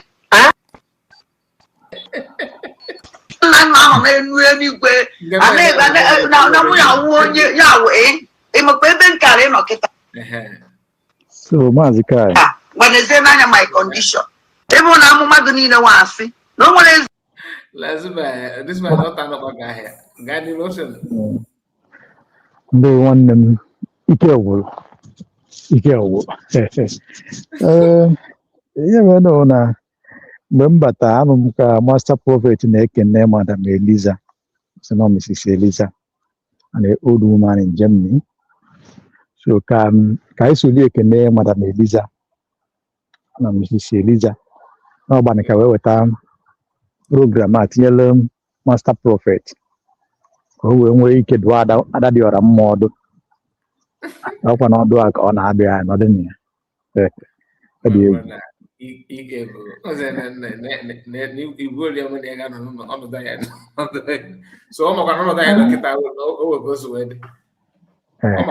So Ojiakia, Emana, the mother Sigidas, and what Damon Bokuli, or you do a couple with you, here.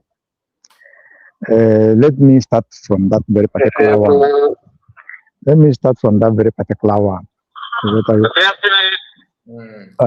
Adadi Oramma n'ọdụ ka ebe ekwe mmadụ nkwa polisi na ha ya enye ọrụ polisi echi ma nwanne echi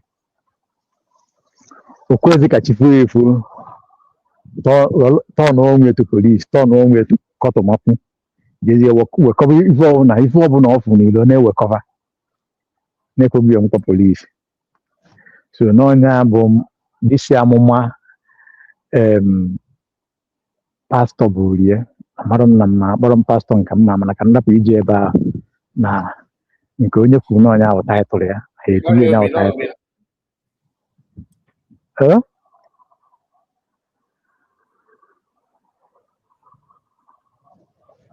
Good, good. Mr. Kai, is again. How's it guy?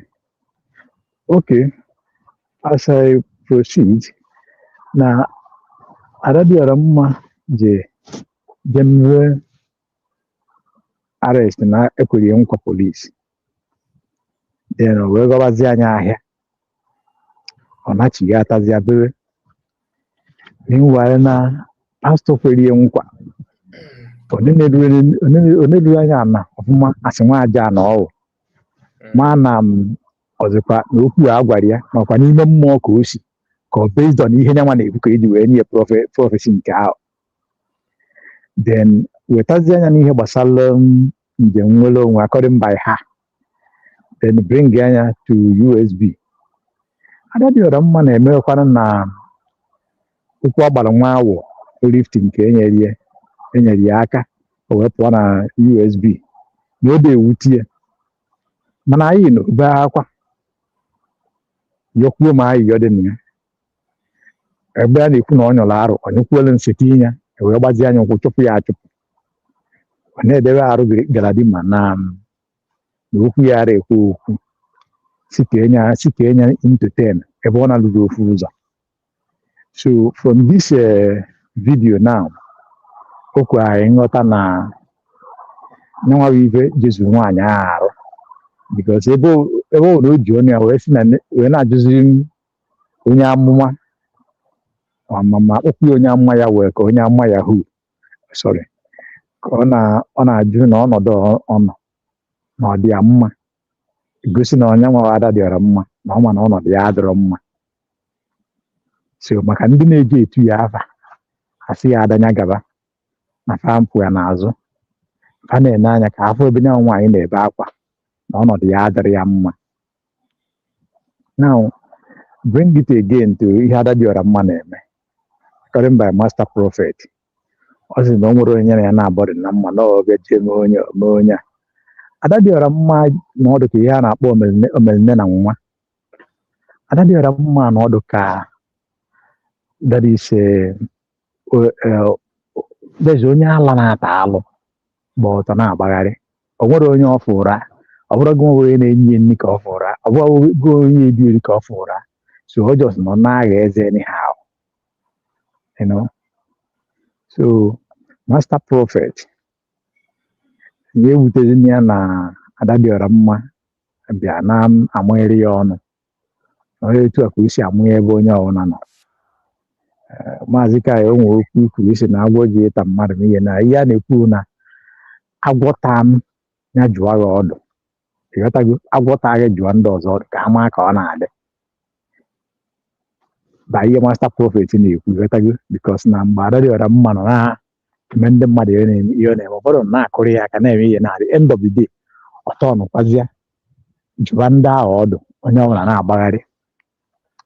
So na Ada dịọrọ mma is just like amara ka m ga-esi kọwa ya akọwa just like mmakpụdị odu be n'utu anamara ka ihe a ya eme na ihe Ada dịọrọ mma o ji okwu ejide ka bụ na because of ebe ọ nọ and again na ebe ahụ ọ nọ na kwurutu nkwutu ụmụ nwaanyị dị aṅaa dị ka ama na enwe ndị isi na-anụ nkụ nọkwa ebe ahụ but major part of some ha soro n'ihe a na-eme because ọ na ha so n'ihe a na-eme ha ka ejego na be nwaanyị a ma ọ n'ụlọ ya ma ọ n'ilo bie nye ya nwunye okwu ka ụmụ nwaanyị bie ndị ọ dịkwa ka ọ dị ya ka kịta na ọ ka amụ ige onwe ya amụ. So Maazị Kai, I will drop it like that. Continue playing or make a submission. I can knock here. Then I will still put my mouth. There we are going to play Master Prophet a little bit again before we now wind down.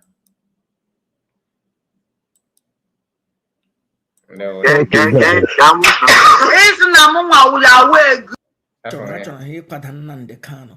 Achọrọ ha ịkwada Nnamdi Ezebiro. Mma Nnamdi Kanu gwara m sị m dede na m pụrụ with them. Aga m apụrụ with them. Daga maazị Nnamdi Kanu apụta ma amara otu ọ ga-eji eme ihe. Ya eme ihe na-arị m mma ma cut away from him. Enwere onye ọzọ m ga-asọpọtụ ma sọpọtụ onye ahụ power ime anything. But as long as aga m ahapụ ya apụtagodo ma amara ebe nkwa aga m agba mmọnwa na-akwa aka. Aga m echuzu onye m ga-asọpọtụ. Ọwụhụ by force na aga m asọpọtụ maazị Nnamdi Kanu. Ishi m na-achọ ụhụ agụọ m asọpọtụ ya. All my rights. He doesn't, maazị Nnamdi Kanu doesn't have me in the bag. All my decision. Let's listen to Adadi Oramma again. Maazị Nnamdi Kanu doesn't have me in the bag. He doesn't have me in the bag. Oh, my choice is support here. Number one, because of Ogonwan. Number two, because of Kanu Tenyuwoke and Nwanyem Divine Mother. But still, I can choose not to support him. Support Onyozo. And I thank God and when I'm the power to protect myself. Let's listen to Adadorama again. Okay, when is there my condition? Everyone I'm magani no one. No one is Miss number. It's Namuma will away. Once. And the money in full venture the was. Money in full, but one we full mamma this mess in no now. One we full amuma isn't nine mamma anywhere. And nine mamma anywhere. And now we are 1 year Yahweh. In a baby carry market. When is there my condition? Everyone I'm magani no one. No one is so good. It's Namuma will away great woman, the whole world, what either Yamoma can not, the Kumakan said Pulumanas promo. And I'm no catching, no catching, no if you follow. Okay, when is there my condition? Everyone I'm magani no one. No one is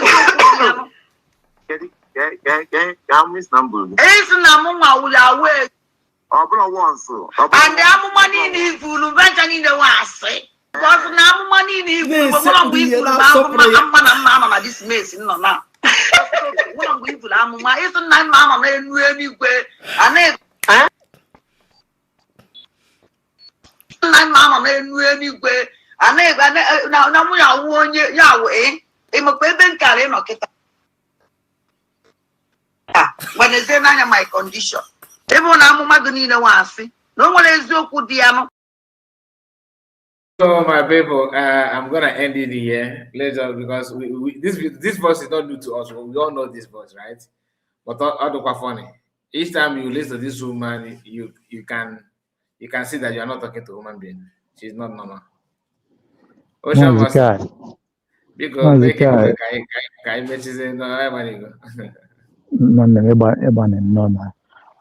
after some almost 5 hours, you not get a pass again. This woman, if we both place long way, you got to go. That is an argument. There's an argument here about the ethica. In fact, on the Otobalana, Mandin, Dr. Mizora Bezeva, ebe onye ọbụla ga-anọ mgbe iwefu ihe mee o ji abụ na-ekwu ewute authority with audacity as if na-enwere ebe ọ fọrọ ya ịghọtago ya ga-emecha onye a ife na-emecha ngozi ọlara eze ife a na-eme mitin ebe a eme ihe na ọ sị gịnị ebe a na-eme vote I called her that day. That's it. Also like that I will single-handedly bring you down. Mm-hmm. Then, and see, only watch that day. And only had cabinet vote that day. That day, about Alankina. I call that. See how no na put na this very really. Ni ya ni quadro ma. Osigene no phone. He advice that time. Yes. Na many times somebody on a phone because when I had a proof before. To be sincere with you, when I had a proof very very well. Na we na no gidezio omezie nke na agwa msimba na ife akalia awechebu no marka di mana we no so na ihe mere na ebe ihe na-agụ nwaanyị a ọgbara n'otu ọnịcha ọdịrọ na-afịa atọ ọ na-agụ ya bụ pm ha pụta ka a na-adaji maazị Nnamdị Kanụ pụta ka a na onye ọbụla Dr. Ngozi Orabeeze that this is why nwaanyị a ji wee cause a lot of atrocity ọkọsụ na by ije na-agwa ndị ọ na-kwesịrị igwe okwu ije na-agwa ndị na-emebu ọfụma nọ n'ime ọhịa emela onwe ha ọfụma this woman wee were this bad character ebe ọ na-azọ ka ọ bụrụ na a na-anụ onu ya ka ọ bụrụ na ife ekwu ka a na-eme na ya ga-anọrị n'elu o jezie na-agwafa atụkọnatacha nwa ụmụ obere ego ifụ ndị be anyị na-atụkọnata ụfọdụ ụkwa pledge ka eme ụfọdụ eweta ndị agha eweta gọọmenti were nke kwesịrị iwede ha wejere ha nwaanyị atọ na a na-azụ je kpọọ ha na kpọfara fon jụba ha kedu ihe enye ha just imagine this kind of a thing because onye ebute ihe niile a ọ chọrọ ka ọ bụrụ nyanwa na-ekwu do you understand by so doing oje na-eplay role ebe ọ na-kwesịrị ebe ọ na-nwere the capacity and he doesn't understand the method the system oje na-eplay role ebe ahụ then we cause a lot of cause of this ndị nna ya bi n'ime ọhịa cause a lot of damages cause ndị nwụrụ anwụ just from okwu ọnụ nwaanyị a then bata ọ bụzi ihe a na-eme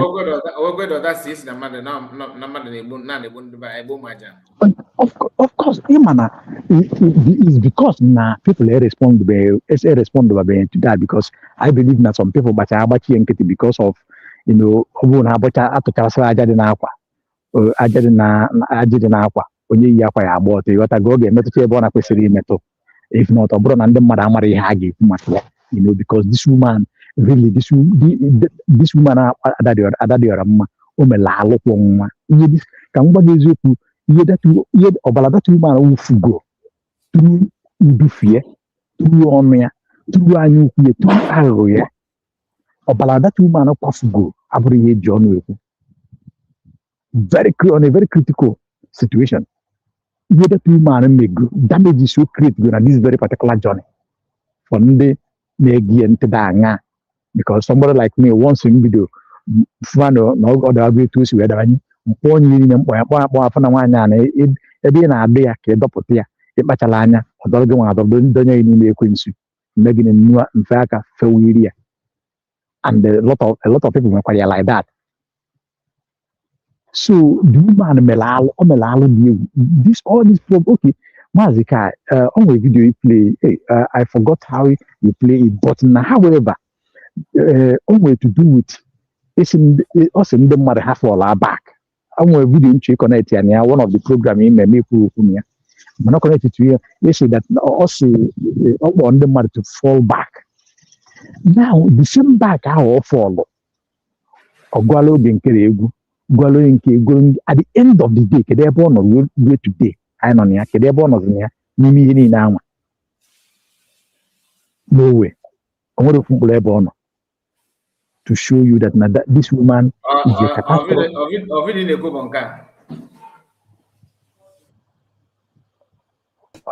Play now. All the medias. No na media. No so give no stop ebawo. This one. Yes.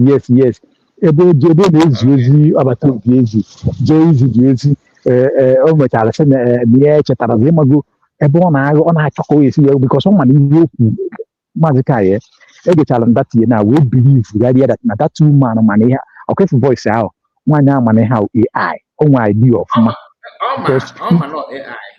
Before God, yes.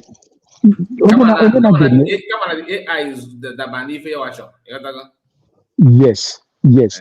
You know, because of he vowed that Nyaga Beleng or a down. So anything of one that feel like no link do not feel na ukuri is now for that thing.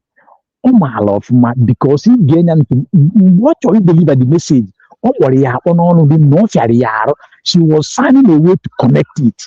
Owesi ya nya marazi etu esisi ya no mu ma no even abu ya abo nya marazi etu esisi ya mana osi onye ọbụla fọla you know kusi na ọ mara ihe ọ na-eme na ọ na-agha aja aghụghọ today now ndị ahụ sị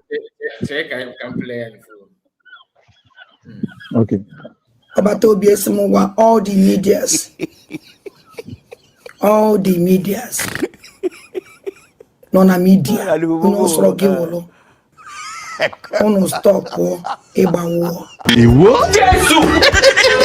in fact can you use you can call you to sleep osmo wo the media can nezozia uno kosa and the secondary also I mean I follow back. Shut up! You're not gonna see me there. I'm not gonna come. Oh no, my one I follow back. Huh? My camera are blocking out here. I so. Jesus is Lord. Nah, also no.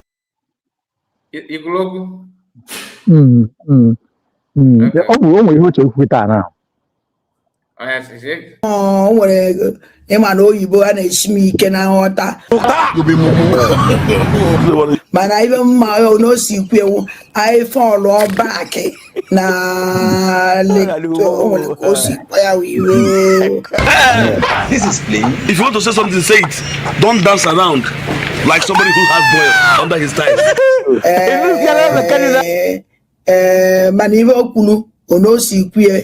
You know, see, I follow back in Biafran government in exile. It's a lie. I beg, sports in the investment. Who do you now? Stop that rubbish. Let everybody. Chihazo na Biafra. So in go Kosi we here. Now, Adadio Ramma na interpret again how Mazikai now. I interpreted all the professors, doctors, PhDs, BSc holders, master degree holders, bachelors, HNDs, almost CRUSAT and co, YA coders, and doing Konyonago. Adadio Ramma, I interpret the meaning of Unu for la back. Mako Junu Munamafa, Igo, Okawalu Yanibo, Nya Unu Nachiga. Or the other no quarter junior, or was you know the government getting manner. Do you understand? They know because now one near, I don't want to watch or saco make you sure as a bombshell. Of course, everybody that was there. Dr. Ngozo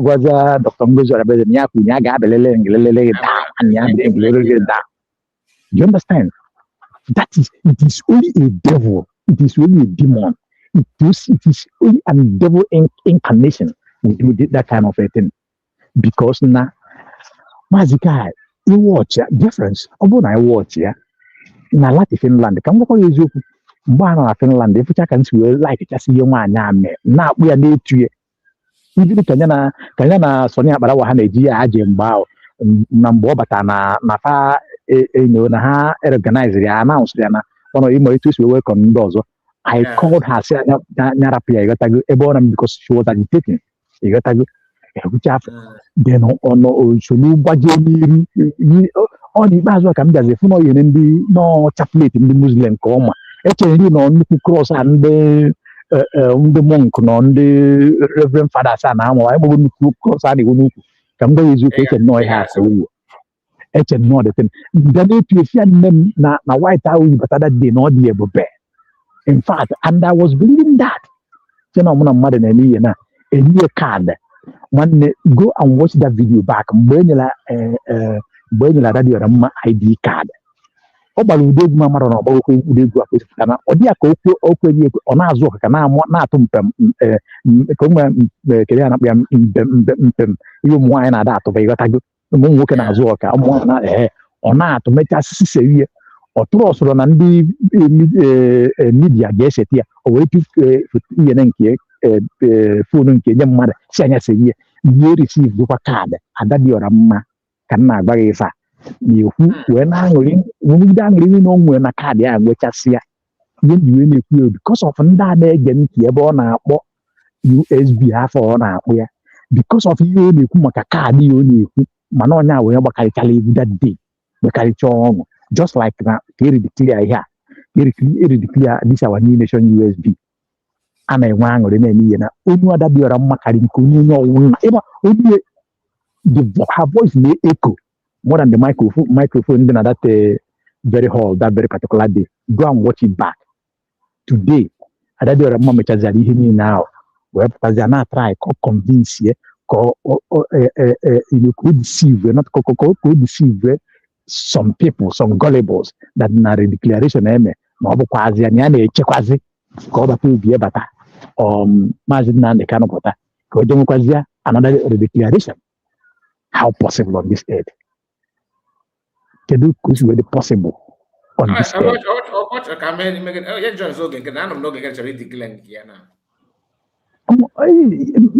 Ikwu onye etu a nwere onye ya ataghị ụta kekwana ka esi join oge nkere o nwere ihe ọ na-join fube mba ada dị ọra mma chekie everything ọbụla pụta anụ ọjọ nchekwa join ama ụwa zuru ike mgbe ụwa zuru ike kwu nọ ndị Igbo ọmapụta ozugbo kwuezie nọ Igbo nation go and check it na mgbe so o nwere ihe ọ na join be kama nọ nke ahụ ọ bara tata n'ezie anya echi niile ka ị mara ihe ọ ekwu maka ya so ojezie na n'okwu master prophet na ihe abụkwa na nwaanyị a bụ kansa ka ọ ebe ọwụ na ọ bata ọ na-akpa agwa kansa na agwa acid so to wind down somehow this woman bada biora mma I don't see the reason a reasonable human being somebody who have sanity gejina egi ema na-ekwu ọ ga-adị ka I am one of the top fan this woman nwe mechakwa ekuta a lot of people na down home na watch ndị agadi ya weta phone anyị ma ụmụ phone na-ebu nnukwu ya na-adị itinye ebe a onye na-ebe na ga na-anụ ya ndị agadi nwaanyị a ndị na-anọkọcha na ada dị ọra mma na-eme program ha na-egele for you to understand how far ha ga then wee mechaa nwaanyị a wee bido wee mee ihe ome mekwa gịnị nchikwa etu a mee gịnị tụrapụ ya so I wonder how the type of people sometimes when they comment, but I know that some I don't sure no one apart from those people that I comment here and I comment here about because it has been a very long time now when I program you less monkai in a web too you know I don't think me will nyarunde unye mwalanye onye nyamu mo onye gụrụ akwụkwọ nwa aka na uche ga-apụta na-egede ife ata dị ọra mma na-ekwu apart from people like Ubieze and kirafa nna ochie kirafa nna ochie ahụ nke nwoke a na-esigbu mbụ kirafa na-akpụ ya mụrụ ka nke a emekọtagoro ya kamera down ka akwazi ọsọ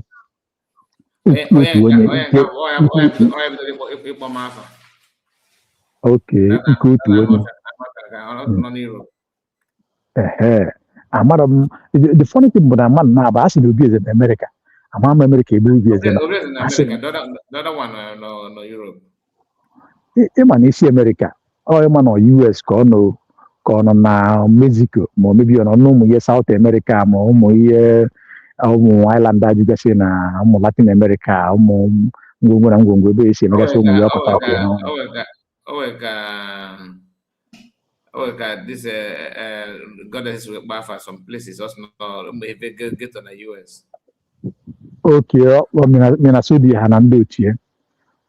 Also some of them are in America.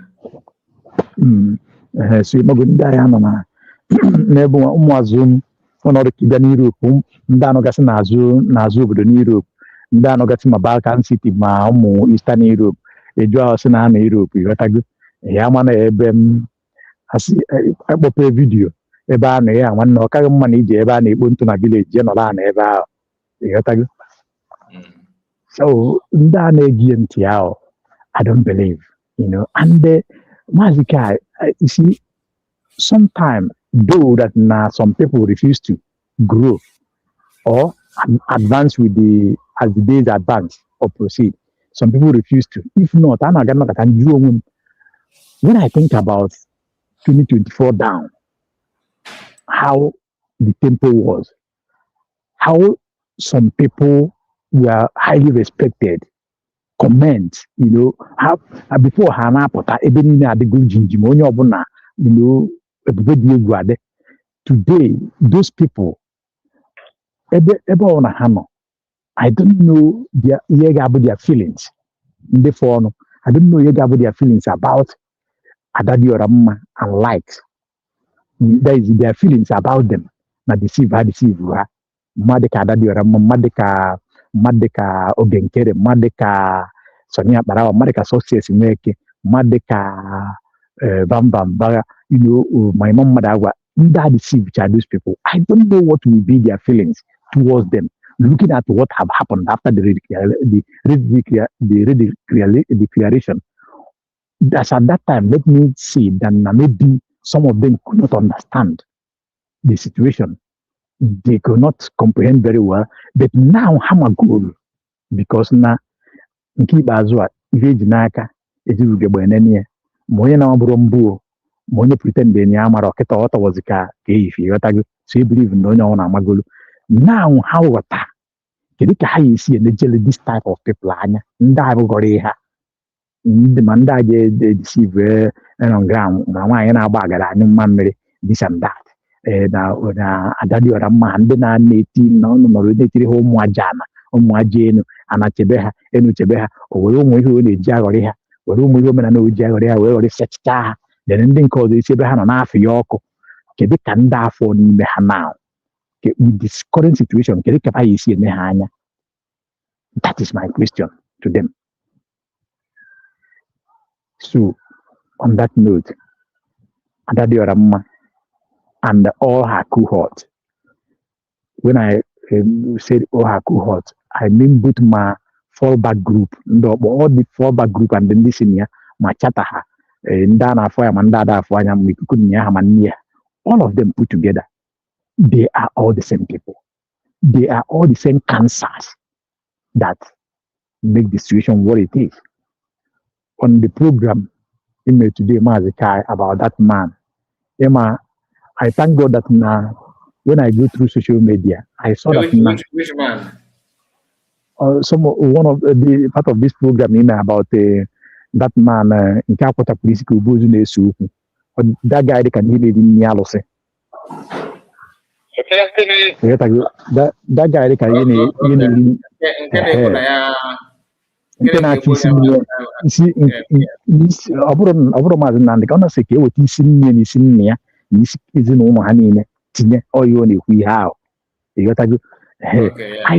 I really thank God that so many people,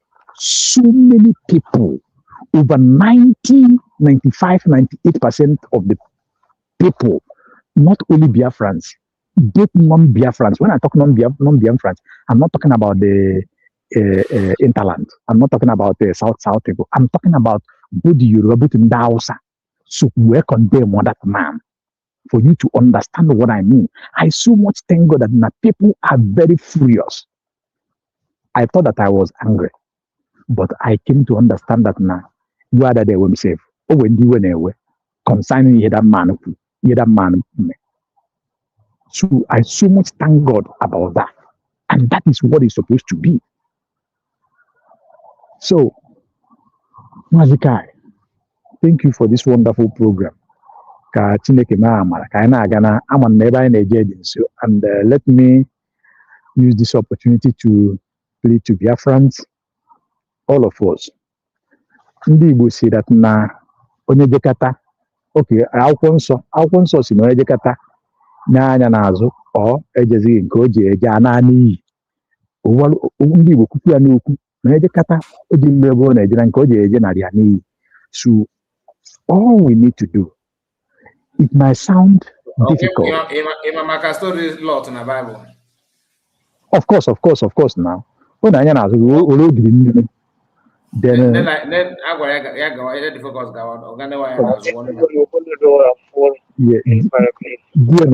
continues the journey.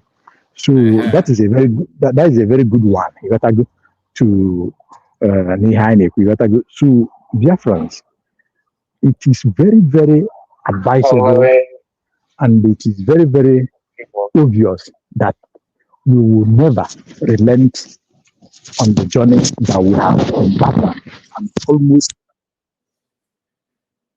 to the final destination. Getting to the final destination is for just to polish it, shine it, and live in it. What do I mean? You see, the distractions are there, of course, but can these distractions distract I? And how will we prove that? It is very, very difficult. We know because of how the world is now. But I get the CK turn up on USB fundraising. It's very, very important because often there I guess we want to pay a lot of things. In case my lobbying, in case my going for this regulation and sorting all the things I suppose this sort we may mention deal on. This is where it anchors. So let us GCK onye ọbụla bịa na support onye ọbụla iji come and support mejie na eje mma mejie na eje mejie na dollar mejie na pounds mejie na euro ka ijie na yen nke ọbụla ijie ọgụgụ nọ na naira ka ijie onye eji etunye ọ na-aga aga ka anyị na-eme. Then in couple of I think we have less than 2 weeks to the day of our leaders one of our leaders appeal, which is PM. Let everybody be in the attitude of, in proceeding means prayers. Then, let's not make it. If you have the financial capacity, please. This is August. Take your leave, maybe a couple of days, and find your way to Finland to support our PM by going to the court. I prefer, like myself, go find my way into the courtroom just to register my presence and again to give our PM positive energy. And by God's willing, the court of Finland, those who will, sit on the throne of the judgment, can make the right judgment and free an innocent man to go. So that I have to say, and again, Mazin Nandekano, our leader, let us continue praying for him, continue praying for his peace of mind, because now it is not easy. To be sincere with you, Mazin Nandekano is a man and is a spirit. If not, with the situation of things, as you go, but he is still very strong, rejecting the unrejectable, which is the bribery, which is a conviction that the Nigerian state are trying to give him. The offers silver and golds, but he rejects it for the cause of me and you, for our freedom, for our liberation. Let us join hands and join the USB. My message again to his family is this: Kanun takanu, omakwa asaru, bachalanya, omakwa asaru, malonye. Let them help the situation and help the situation of their brother and find their way on what you are doing. I believe the government will be in the best situation to help them in many ways they can. Thank you, Mazika. The program of tomorrow for our barrister, we are waiting. And yes, so that's what I want to say. And please, all of you that are watching this program, you're gonna watch, or you watch later. please make sure you are here for that program. Although we will have other videos, other programs that will come before Barrister. So I will keep on reminding that once it's 7 p.m. Biafran time, don't shy away. Be here.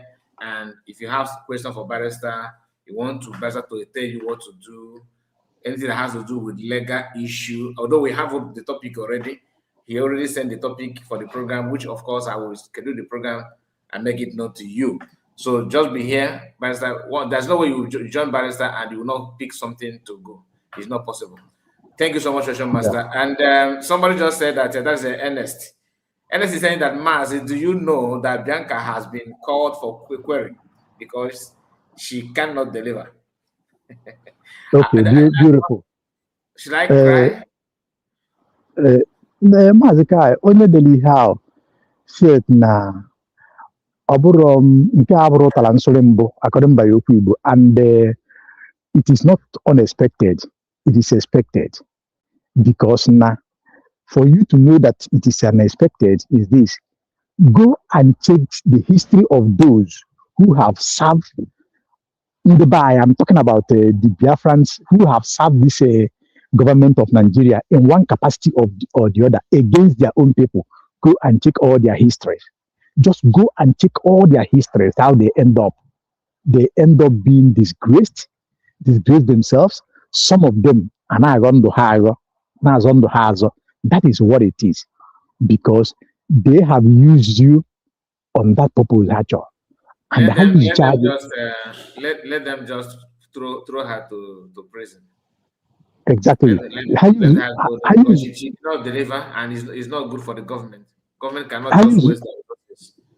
Yes, how you charge whether deliver her money, they must still treat you as that thing that they did to your fathers. As that has happened, they must treat you like that by making it an issue. The billions of naira, billions of dollars, they will collect it all back, and they collect the join Anya. Thank you, Mazikai. Barrister is one of the greatest gifts that God have given us again on this very issue. If you listen to him, so it is very, very advisable. It is very. You urge everybody to come out. A matter to your questions, including the fallback group, including the enemies, those who know that they are enemies of Biafrans, calling themselves Biafrans. Come and ask the Barrister question, because Barrister they will be or they are actually legal terms or normally as normally you. So it is very, very advisable and laudable to do. See you all tomorrow by 7 o'clock Biafran time on the program of Kai. The one, like always. Thank you very much, Mazikai. No, my brother. Open a bus about open certificate here. Go or Mambrana teach. Come on.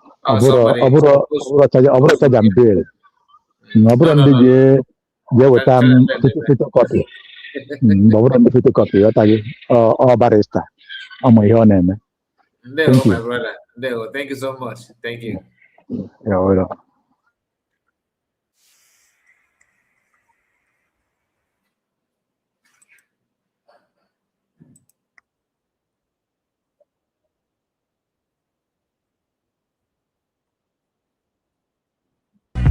Bad man, you're gonna be proud where you come from.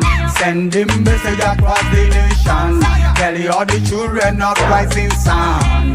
Say I'm original Biafran. I'm original Biafran. Send my message across the nation. Tell you all the children of rising sun. Say I'm original Biafran. Yeah, I'm original Biafran. I want to tell my not chawago. Oh, Hamadi Kendi, go not potago. Apollos young, man, no go. Obodo na da yaka delugo. Mwa jofi, man, no go. Mwa na mo, no go. Chukwo kikapia, man, pido gol. Nde sapotu as in the Michigan. Ancestors in the Bona Salugo. Indiana North and West, Oswem Erosion. I'm original Biafran. I'm original Biafran. We're gonna be proud where you come from. Send him message across the nation. Tell you all the children of rising sun. See, I'm original Biafran. I'm original Biafran. Send my message across the nation. Tell all the children of rising sun. See, I'm original Biafran. Yeah, I'm original Biafran.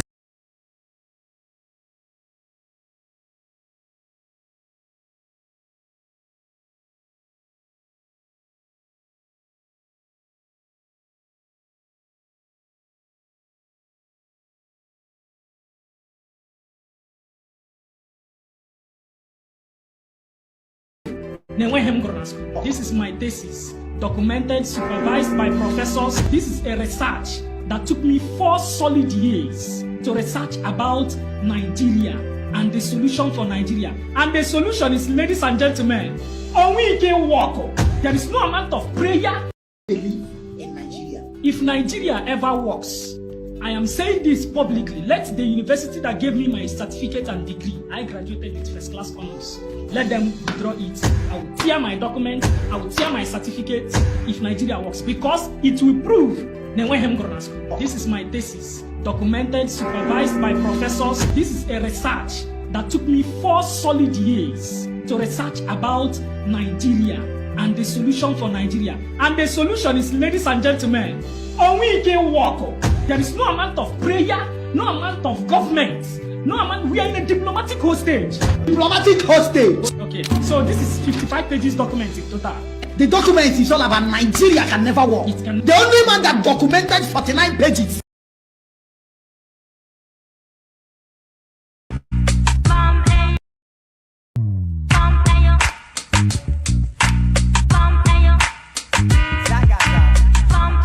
The black man. Watch what you say. Bad man, you're gonna be proud where you come from. Send him message across the nation. Tell all the children of rising sun. See, I'm original Biafran. I'm original Biafran. Send my message across the nation. Tell all the children of rising sun. See, I'm original Biafran. Yeah, I'm original Biafran. I want to tell my no chawago. Oh, Hamadi Kendi, go no potago. Apalosia and man no meligo. Obodo na da yaka delugo. Mwaji ofi, man no kuligo.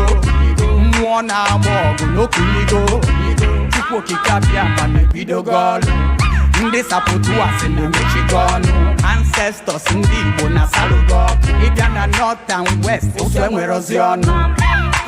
I'm original Biafran. I'm original Biafran. We're gonna be proud where you come from. Send him message across the nation. Tell all the children of rising sun. Say I'm original Biafran. I'm original Biafran. Send my message across the nation. Tell all the children of rising sun. Say I'm original Biafran. Yeah, I'm original Biafran. All right, I have to end it here. God bless all of you that join us. And Goddess, you came late. I see you. Greetings to you. And my brother, Ocean Mother, that joined me, may God reward you and bless you and protect you. The same thing goes to all of our brothers and sisters on the comment section. Margaret, Ernest, so many people. So please, if I don't mention your name, accept, okay? I greet you. I appreciate you. Thank you for joining me this later broadcast. We're going to end it here for us to come back later tomorrow. See you and God bless you. Enjoy your night. Day one. America. Now meeting with all the high class members. Jesus! Jesus! Viewers, let's watch this video. Oh,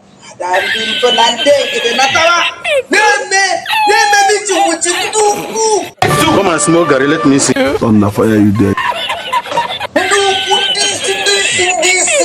America. They do now act like this. Never go one in there. Do one man you're not watching here. Every time not get but I'm now watch here. When I go to what you men were kindly. Jesus is Lord. Come back here, I'm This is my friend. They're wasting you. You see this idiot with his attitude. Can you work on this in na your office? Jesus! Can you work on this in na your office? Will you tell this man to shut his gun? How can I see you do discuss, rather? A man with that any I don't understand. You get it? Okay. If you don't get it, forget about it. Why you want to be where? Who is this place with these criminals? Go and ask your grandfather. I told him. I cried out. Hey! Jesus! I beg you, I beg you. For these useless people swallowing down him. But look at I want that to know about all the enough. Then now, here this is your to name. You are a stupid man. I beg, sport in the investment. What do worry you now? Stop that rubbish. Because now everything Obatobia suffered before. These useless people have destroyed all of them. All of them. This criminal whatever I saw bricky. I saw bricky. I may be bricky. I mean all bricky. I mean bricky. Bricky is just a name. I want it a massive Nandikano when they are with IPOB. They know you with IPOB. Even with IPOB. Who wants to get comfort with my mozor? Who you go with Mazor? They know you with your Mazor. They change the Mazor to IPOB. This coward, where it is all that this bricky can change to another name.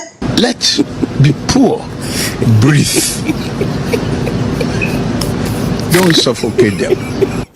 A town hall different from that. What idea?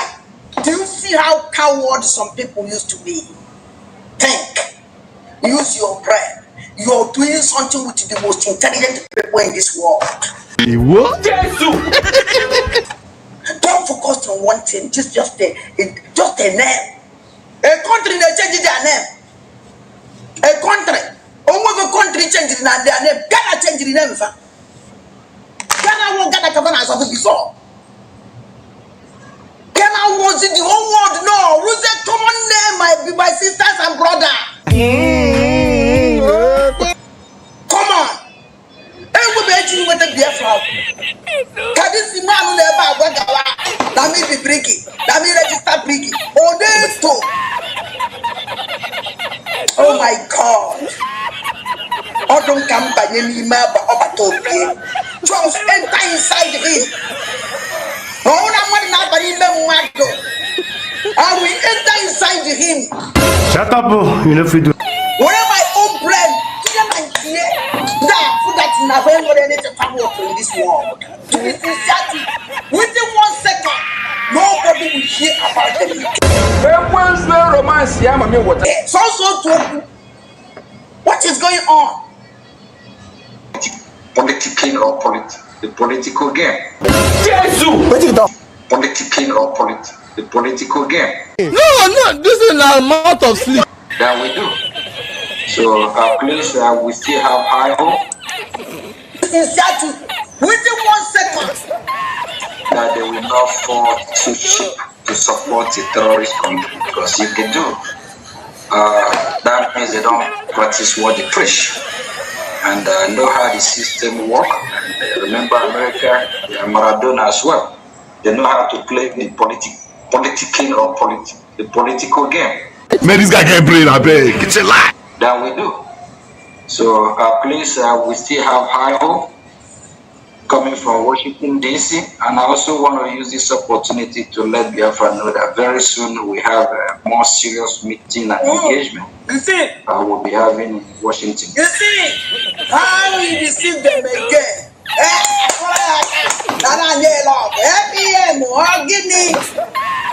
Lies every day. To this criminal. How many minutes meeting come and with these people? Can you hold me? Can you hold me? Now meeting the criminal for how many years? Since this year, even in Bob, I thought my corner meeting now Washington DC. Join DC. Mama! Jesus is Lord. Join DC, Mama.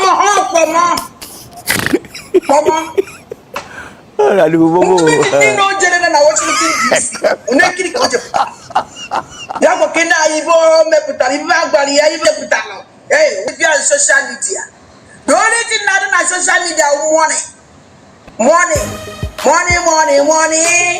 Oh, money.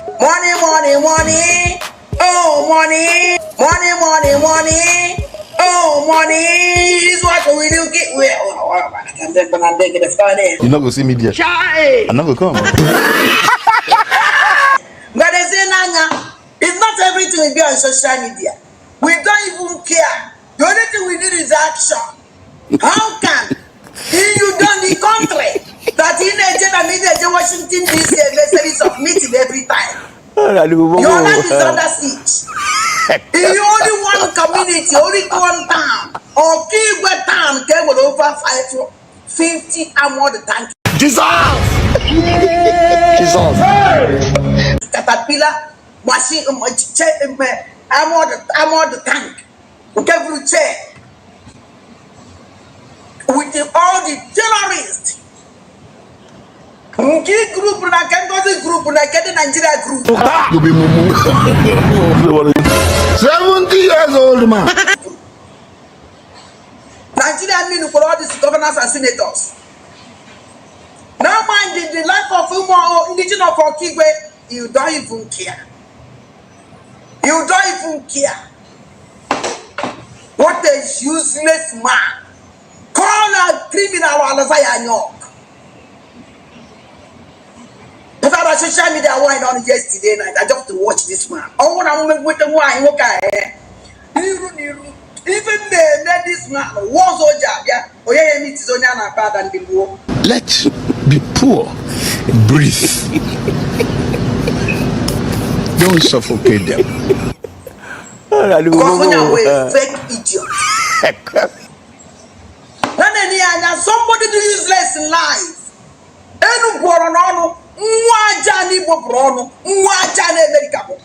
Atrocity all committed in America. Arrest him. Arrest. Now life will destroy in America. Now people like that are useless. President now photo on a vote.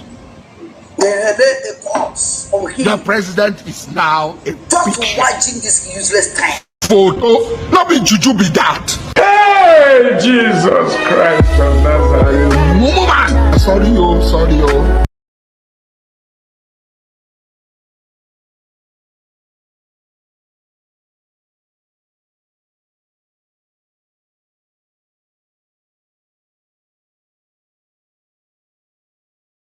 But you hope another defeat.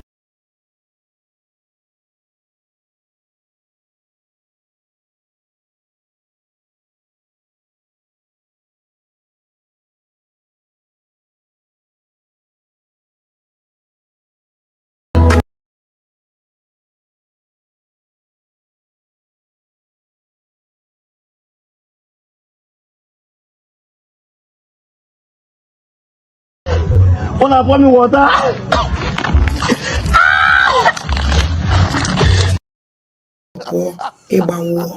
What?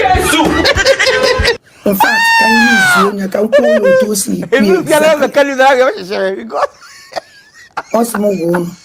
media can Zozia.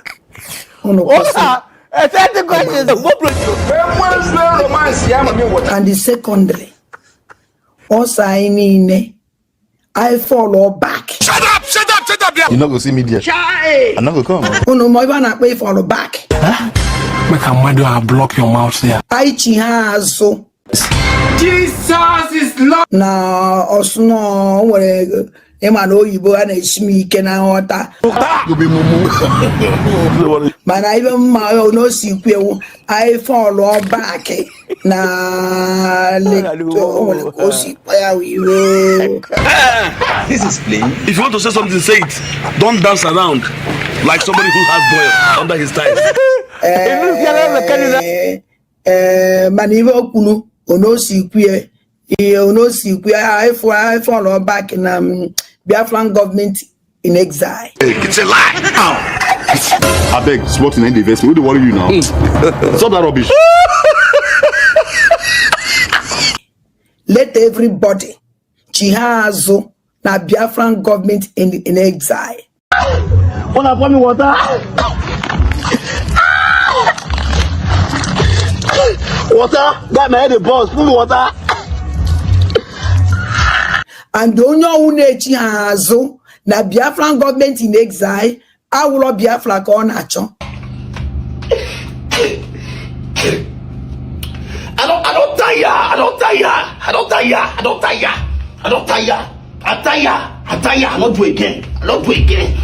don't do again. Cry for me. Cry for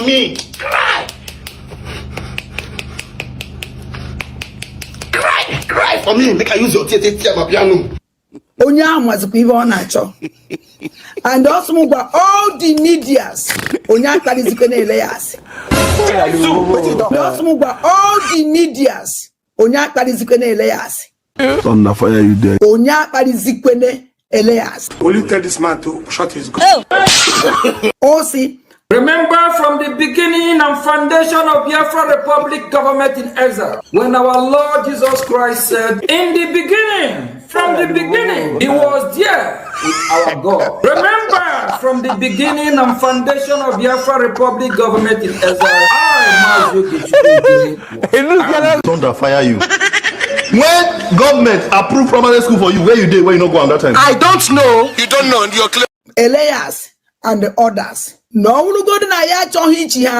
That is our business. But I will say, Ikpari, Ndonalo, Biaflolo. You dey crazy? Why you go to talk like? Opa Elias, Nandozo, from today going on. Baby, I don't care what that order. Oh, now why you're because I will say, so you're my lord. Come and sit down, sit down there. Sit down. Today, that's what I'm telling you. There's no ESN. Even when Masin Namdekan is coming out, Masin Namdekan is reenacting his own ESN. Ngozi is busy telling people there's no ESN. Thunder fire that your mouth. You are a mad woman. Fear. I pour you spit. I pour spit for your face.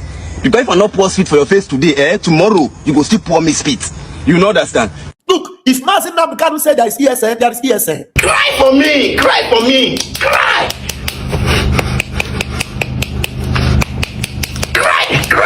Make I use your tear my piano. Namdekan's decision that there's no ESN. The highest man Sam will say to Namdekan is Masin Namdekan, look at this, look at that, and you know, they can see me. You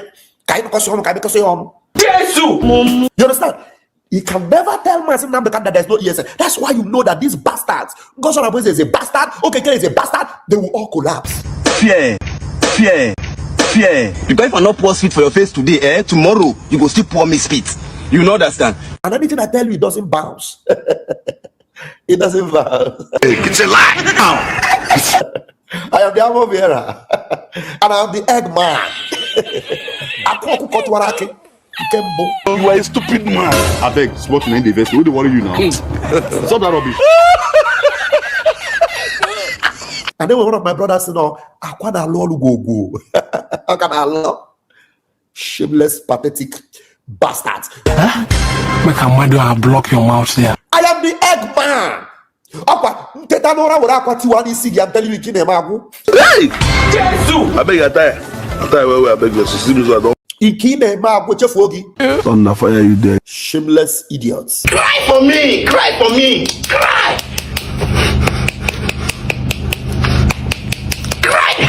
me. Make I use your tear my piano. Fear. You that are speaking English and thinking that you can come and maneuver and do things. Your days are coming. Except you repair your ways. Both you and your husband, husband and wife, you will all, both of you be disgraced. Wanna pour me water? Water? Got my head a buzz. Pour me water. Except you amend your ways. Look, anybody that succeeds in scattering Biafrans, bringing division to you at whatever capacity.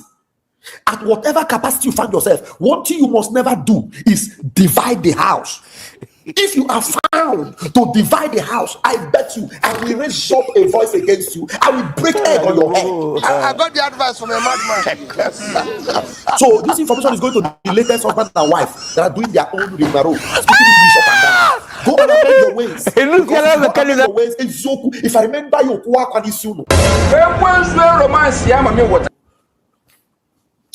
very shameless people. So you did not learn from a kid and you want to start speaking English. Think English will save you. Shut up, bro. You know if you do. Dara. You're not going to repair your mind. You succeed in dividing Biafra. Just in this small place where we are now, trying to bring ourselves together. Some bunch of idiots, especially this husband and wife, trying to divide the house. Jesus is Lord. Hey! I beg you, I tell you, I beg you, you can see that I'm losing it already. That my tongue is opening, small. By the time I open it completely, God will punish you. Hey! Hello. I have suffered. Shameless, pathetic saboteurs everywhere. Dara. Where's your phone number? Dara. So Dabrechi David say, but Kanu Takanu is against PM. Just shut your mouth and keep that one corner. Kanu Takanu is not the founder of IPOB. Kanu Takanu is not the head or leader of Biafra. The leader of Biafra is Mazen Namdoku Kanu, not Kanu Takanu. So you go and listen to the people. I know, I see what you are doing. Dabrechi, you're going from corner to corner. You're hiding from behind. I don't have respect for people like you anymore. That's the truth. Dabrechi, I don't. Because you are not a straightforward person. I thought that your mind is straight. I see. You are following that husband and wife, going up and down. I see you now. Come on, get up from that. Don't forget that I'm Bambamo. If Mazen Namdoku makes a statement, that statement Mazen Namdoku make, you'll find it. It's final. It's final. I want you to know that there's nobody that will stand up.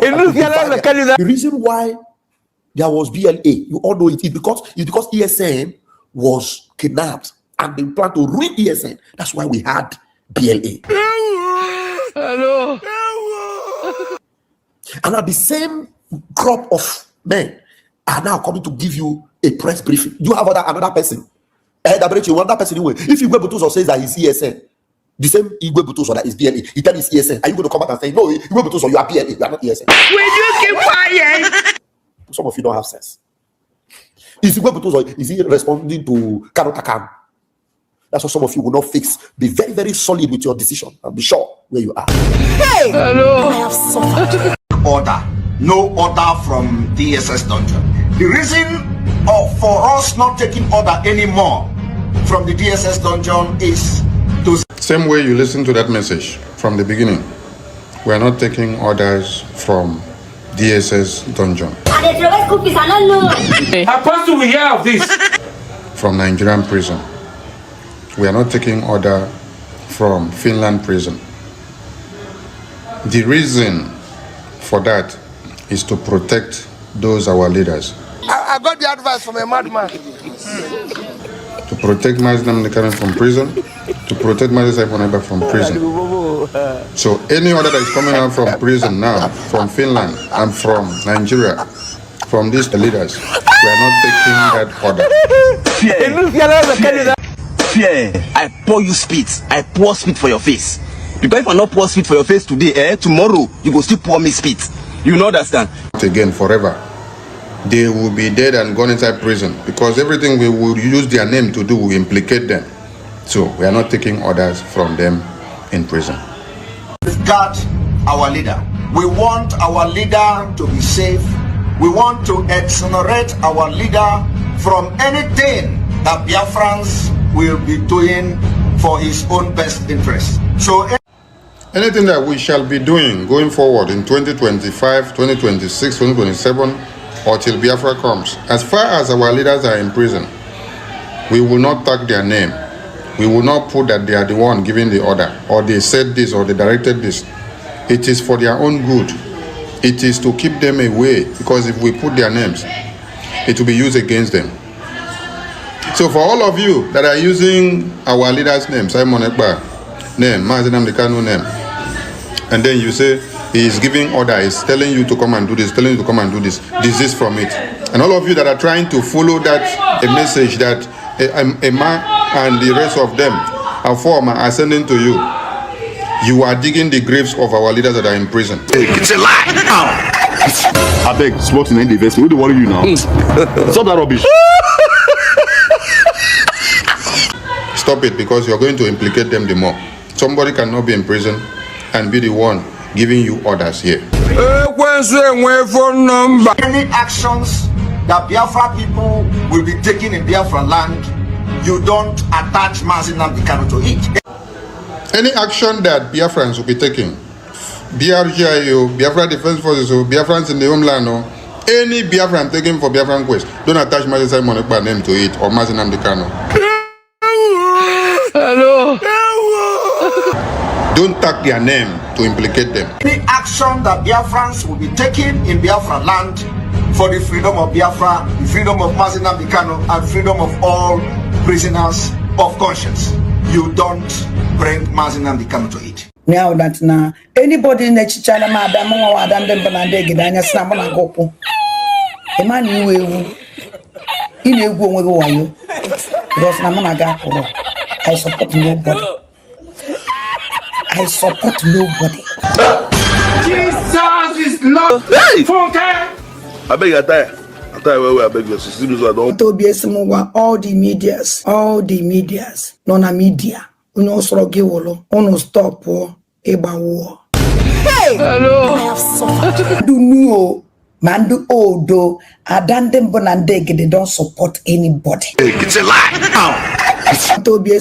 All the medias, all signing, I follow back. Cry for me! Cry for me! Cry! Cry for me! Make I use your piano. Can make it clear now. Odo no one ani mente. Ma odo new DOSO. Ma new DOSO. I don't stand for anybody. This is plain. If you want to say something, say it.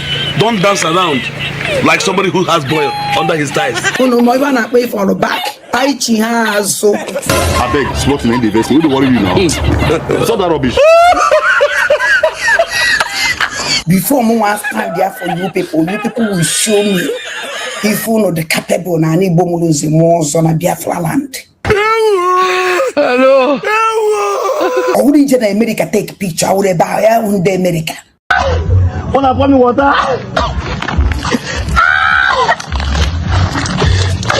Water? Got my head a boss. Pour me water. I'm tired of all this rubbish. Night for a White House. America is not a new thing. This White House, I may take a picture for 24 hours, and they say around a White House, they say for tired of the seeing White House. Apostle, we hear of this. This the tired shower. The flag Biafra will wash every corner, a street, and never analyze. And where this idiot to Jelani? Biafran flag. Nana we magule ni romance ya mami water. Oh ya kanji we na yeah, okay, from where could open a change this Biafran flag. I was very happy because Nande you go this flag malo. Will you keep quiet? So before that time, they call me. As they call me, they contact me and they tell me say, Efe, there is something we want to put in your possession and give the thing that in that money. Efe, there is money we want to put in your possession. That money you give to so person, give to so person. See among the people who want this, una go share the money among una self. How much do you make a day? I wonder. I can say okay. So that money was truly sent to me. And I share them within the people, the names of the people. Maybe say that money. They give when you share the money to. Go and ask your grandfather. Yes, they give me the money. Make I share and give. As in among ourselves. I got the advice from a madman. I don't want to mention anybody's name yet. Amongst ourselves. So the money enter my account. I can share the money within ourselves.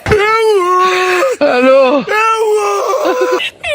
I want him to cut this video, to send this video to AFL. Tell him that Mazi Chebepo said that she is not a freedom fighter for taking bribe. Even if it's one set, she is not a freedom fighter. Bam.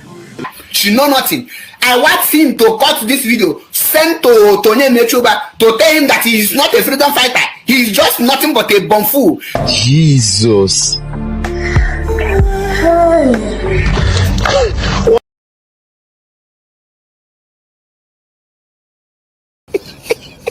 Somebody asked, did they buy him? So you know this.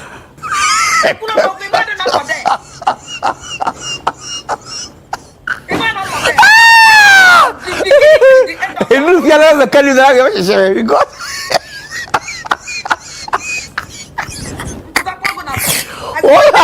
I said the question is what will you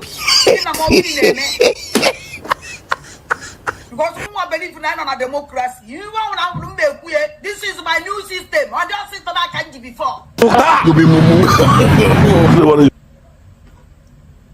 I want nobody was evil to me for John Obi. Galo na ina mni so safe injele eyele awuna ina musi nlagusi yele nyem poison. Anana nguri eche na na wanne. Ekwensu romance ya mami water. Aman no body for evil no. Even also know that they block them. So organism. Even to womo da buenio. If I even TV. You see they block them as me. Lazuba. You get to win because of information. You say okay, block me back. That block.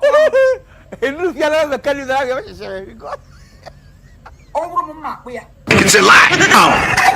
Why you going to talk like that? But my own, even the monk will be an Igbo now. I just need to KKC will save this land.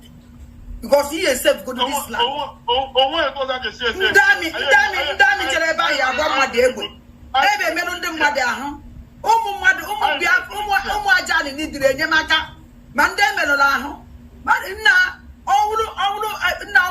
Humanitarian distance. Humanitarian. We are right. I'm right to open humanitarian aid. You did Chris? Why you going to talk like that? To help people Ndibo. And they go all over the world, man. Especially not only in Anna, but we see. It's a lie. I'm will register humanitarian to help our people. Hence, all the register.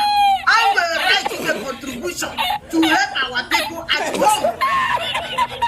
All over the world. Humanitarian. Hence, all the register. Because God is tired. We're going to get freedom now. Yeah, we get for freedom. Your mind is go out. We want the freedom. They make you a jail. Nobody can answer to go down. Where's all to be as Anna Zotana, where's all you to be as in a book, your freedom, your land is going never more to freedom. I'm not there for freedom again. This is plain. If you want to say something, say it. Don't dance around like somebody who has boil under his thighs. When people are capable to freedom, I join Alpha for now. Or not join for this freedom again. Or they are all fake. I beg, smart in the investment. Who do worry you now? Stop that rubbish. Speak before Biafrans will learn. As a media personnel, if you are working in the interest of Biafra, all you need to do is to share that message from Angel Makeup and make it go viral to create awareness.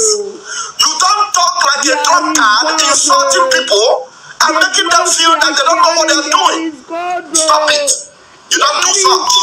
Because this is government and the authority is disseminated from every department. If you're a media, you have your place. That is the danger of some of the medias communicating with men on ground. You are now seeing yourself as an authority because you are communicating with one military personnel on ground. And mind you, it is against the government, against Mazin Namdekanu's order, and against our PM's order for anyone to be communicating with men on ground if you are not in the capacity of government. Come and sit down there. Sit down. You cannot be misbehaving in the media and destroying what we are doing in the name of you are in the media. Whether you are independent or dependent media, I don't care. Make a mother block your mouth there. I am giving you a sound and stop insulting the authority in Britain. Ngozi Onabeze sign our declaration.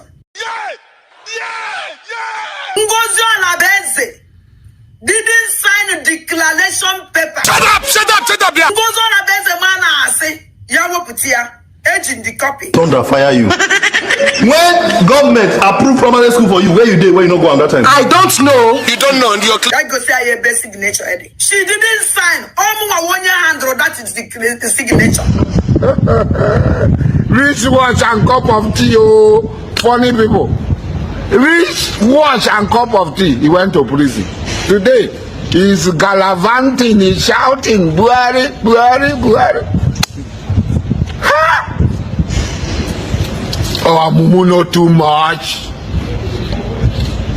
Oh, Mumu no too much. Tam David, where she daddy? You went to prison for wristwatch and cup of tea. Muwa, 1 year Androdiano, Andy, Kedafiano, Abra Munu Bogan Kelebia sign, no? What? Jesus! Ama Munduna that hall. Side of that declaration, Malanda sign a yano. God should descend, today God will descend. Jesus is not. Hey!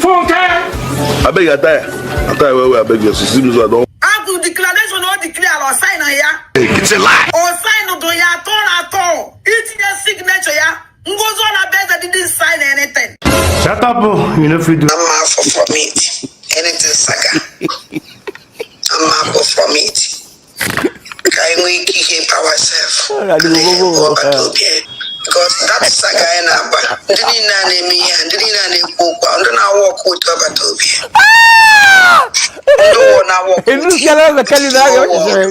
And that because they walk with Abatobia. Okay, can I walk with Abatobia? They know us. Doing any name in a social media, they may affect. Then that I will stop. Which is the moment I want to stop. Was the way to eat that time. Can you open up that auto can saga continue? Because I feel that no police will be over to be enough.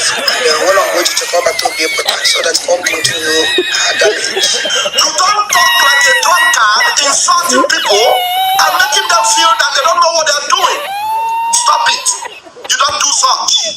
Because this is government and the authority is disseminated from every department. If you're a media, you have your place. That is the danger of some of the media communicating with men on ground. You are now seeing yourself as an authority because you are communicating with one military personnel on ground. And mind you, it is against the government, against President Kamiskota, and against our DX for anyone to be communicating with men on ground if you are not in the capacity of government. So if you are doing that already, you are disobeying the government and you must desist from that. You cannot be misbehaving in the media and destroying what we are doing in the name of you are in the media. Whether you are independent or dependent media, I don't care. I am giving you a sound of warning. Desist from that nonsense and stop insulting the authority in Britain. There is God. The blood we are sharing, there is God. There is God. There is God. There is God. No problem. We need other angels. That is the angel that the angel come and release. Instead of making noise and insulting people out of whatever influence, I don't know. You should get busy and share the message of angel makeup for Biafrans to beware. That is coming from the government. Too much. To think that by making noise, you are making sense. You are just making noise. You are not making sense.